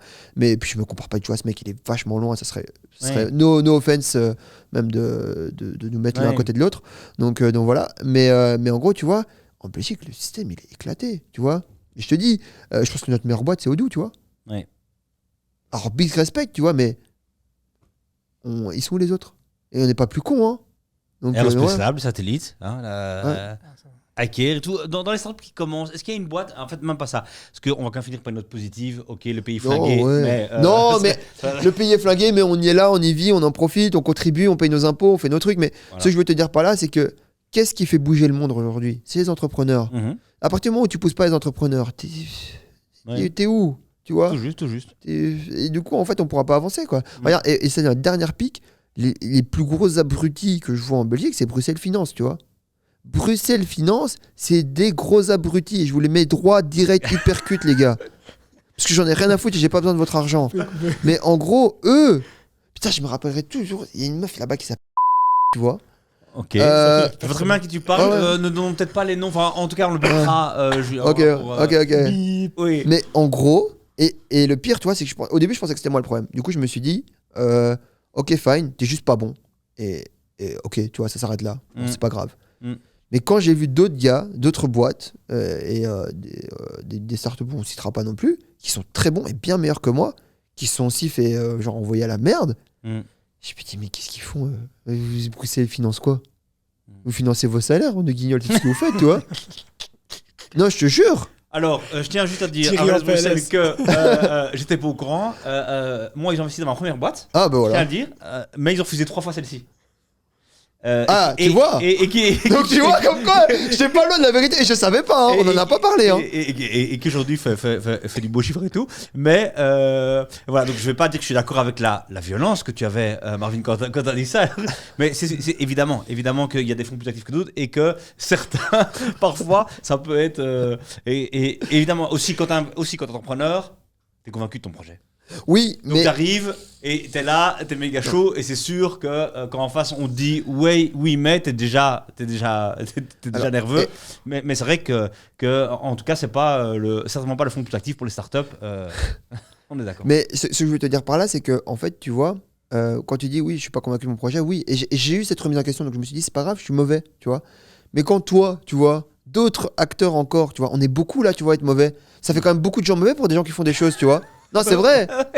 Tu vois, en vrai, je suis mauvais, mais j'ai quand même créé beaucoup plus d'emplois que toi, tu vois. Donc, au bout d'un moment, ne casse pas les couilles, quoi. Mais c'est ce qui est beau aujourd'hui dans le truc, c'est qu'il y a 10 ans, si tu avais un acteur comme ça, qui était moins sur les startups et qui était moins prise de risque, parce que c'est ça, en fait, hein, c'est qu'ils aiment pas ils sont pas à l'aise dans le risque, t'étais foutu. Mais maintenant, il y a plein d'autres acteurs.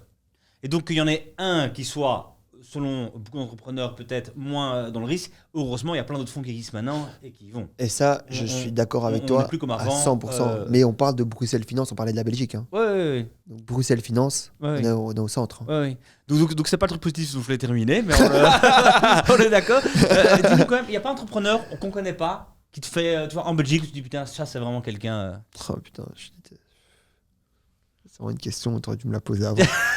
Parce que je regarde jamais ce que les gens font en plus. Donc, en Pareil Belgique, réponse Doudou, pareil réponse Doudou, pareil Ah ouais réponse Lab, je connais personne, je suis pas l'écosystème. Je te jure que c'est vrai. Mais, les Mais gars, tu vois, au moins, voilà, tu voulais une formule, tu vois.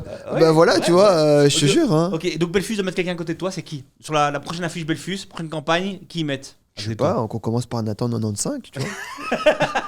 Parce que je travaille La avec. facilité. Non, mais pas parce que je travaille avec, parce que je trouve que c'est un mec incroyable, parce que c'est un jeune et il en veut, il a créé de l'emploi, il s'est sorti tout seul, il a pas levé une seule fois des fonds, parce qu'on parle toujours de gens qui lèvent des fonds comme si c'était des gens incroyables, tu vois, je l'ai fait aussi. Oui. Et en fait, non, tu vois, fait que si t'arrives à faire ta boîte sans lever de fonds, t'es génial aussi. Et donc voilà, mais en Belgique, il y a rien qui me dit. Je me dis, waouh, ce mec est incroyable, quoi. Et puis j'ai du mal, franchement, à être fan d'entrepreneurs en général, tu vois. Vraiment. Ouais. À part des gros. Parce qu'on est tous des menteurs, tu vois. Et en gros, non, mais c'est vrai, on aime bien tous surjouer le truc, tu vois. Donc en gros, en général, tu vois, tu le sais, je le sais, tu vois. Donc en gros, j'ai du mal, tu vois, parce que je me dis, ok. Et puis tu sais, quand tu as un certain niveau de connaissance, et puis si tu as des cercles équivalents, etc., bah, tu te rends compte que souvent, c'est du bullshit, quoi. Donc, flemme, quoi. Je suis plus fan de ma maman, de mon grand-père ou de mes frères, tu vois, que de la plupart d'entrepreneurs, quoi. Ok, c'est une belle fin quand même, mais je voudrais quand même un truc positif. Qu'est-ce qu'on te souhaite pour l'année prochaine? D'être en bonne santé. Ok, C'est tout. facile. Et que toute ma famille soit en bonne santé. Ok. Donc voilà. Qu'est-ce que je te souhaite, moi, Thierry? Bah, de perdre 50 kilos en 3 mois comme. Ah non, 25. 25. Ça m'intéresse. La santé, je prends aussi. Ok. Mais moi, j'aimerais bien que Sartevie continue à se développer, que la fusion Lead Club Sartevie se passe, tout Ça ça. va Quoi, être tu vois, chouette. on continue à bien marcher. Il y a un an, on était un peu à la rue en termes de c'est qui nos clients, c'est quoi le machin. Un an plus tard, tout a changé, donc ça c'est cool. Donc dans une phase où on dit ok, comment faire pour recruter plutôt que comment faire pour payer le loyer le mois prochain. Donc c'est ça C'est des bons problèmes, ça. Hein. c'est des bons problèmes. C'est là où ça commence. C'est là où les problèmes commencent. C'est toujours des problèmes, mais c'est des bons problèmes. Ah, T'as raison. le recrutement, c'est là où les problèmes commencent. Voilà. Nickel. Youssef, tu veux clôturer? C'est ta première ici aujourd'hui. En tout cas, je Clôturer. comprends pourquoi je l'ai invité en premier. J'avais bien senti, et donc ça a bien passé. C'était cool, c'était cash. Et Je pense que sinon, ça fera pas avancer, je te dis, l'écosystème. Alors oui, c'est vrai que techniquement, je suis pas bon et c'est pour ça que j'ai pas donné beaucoup de conseils, tu vois.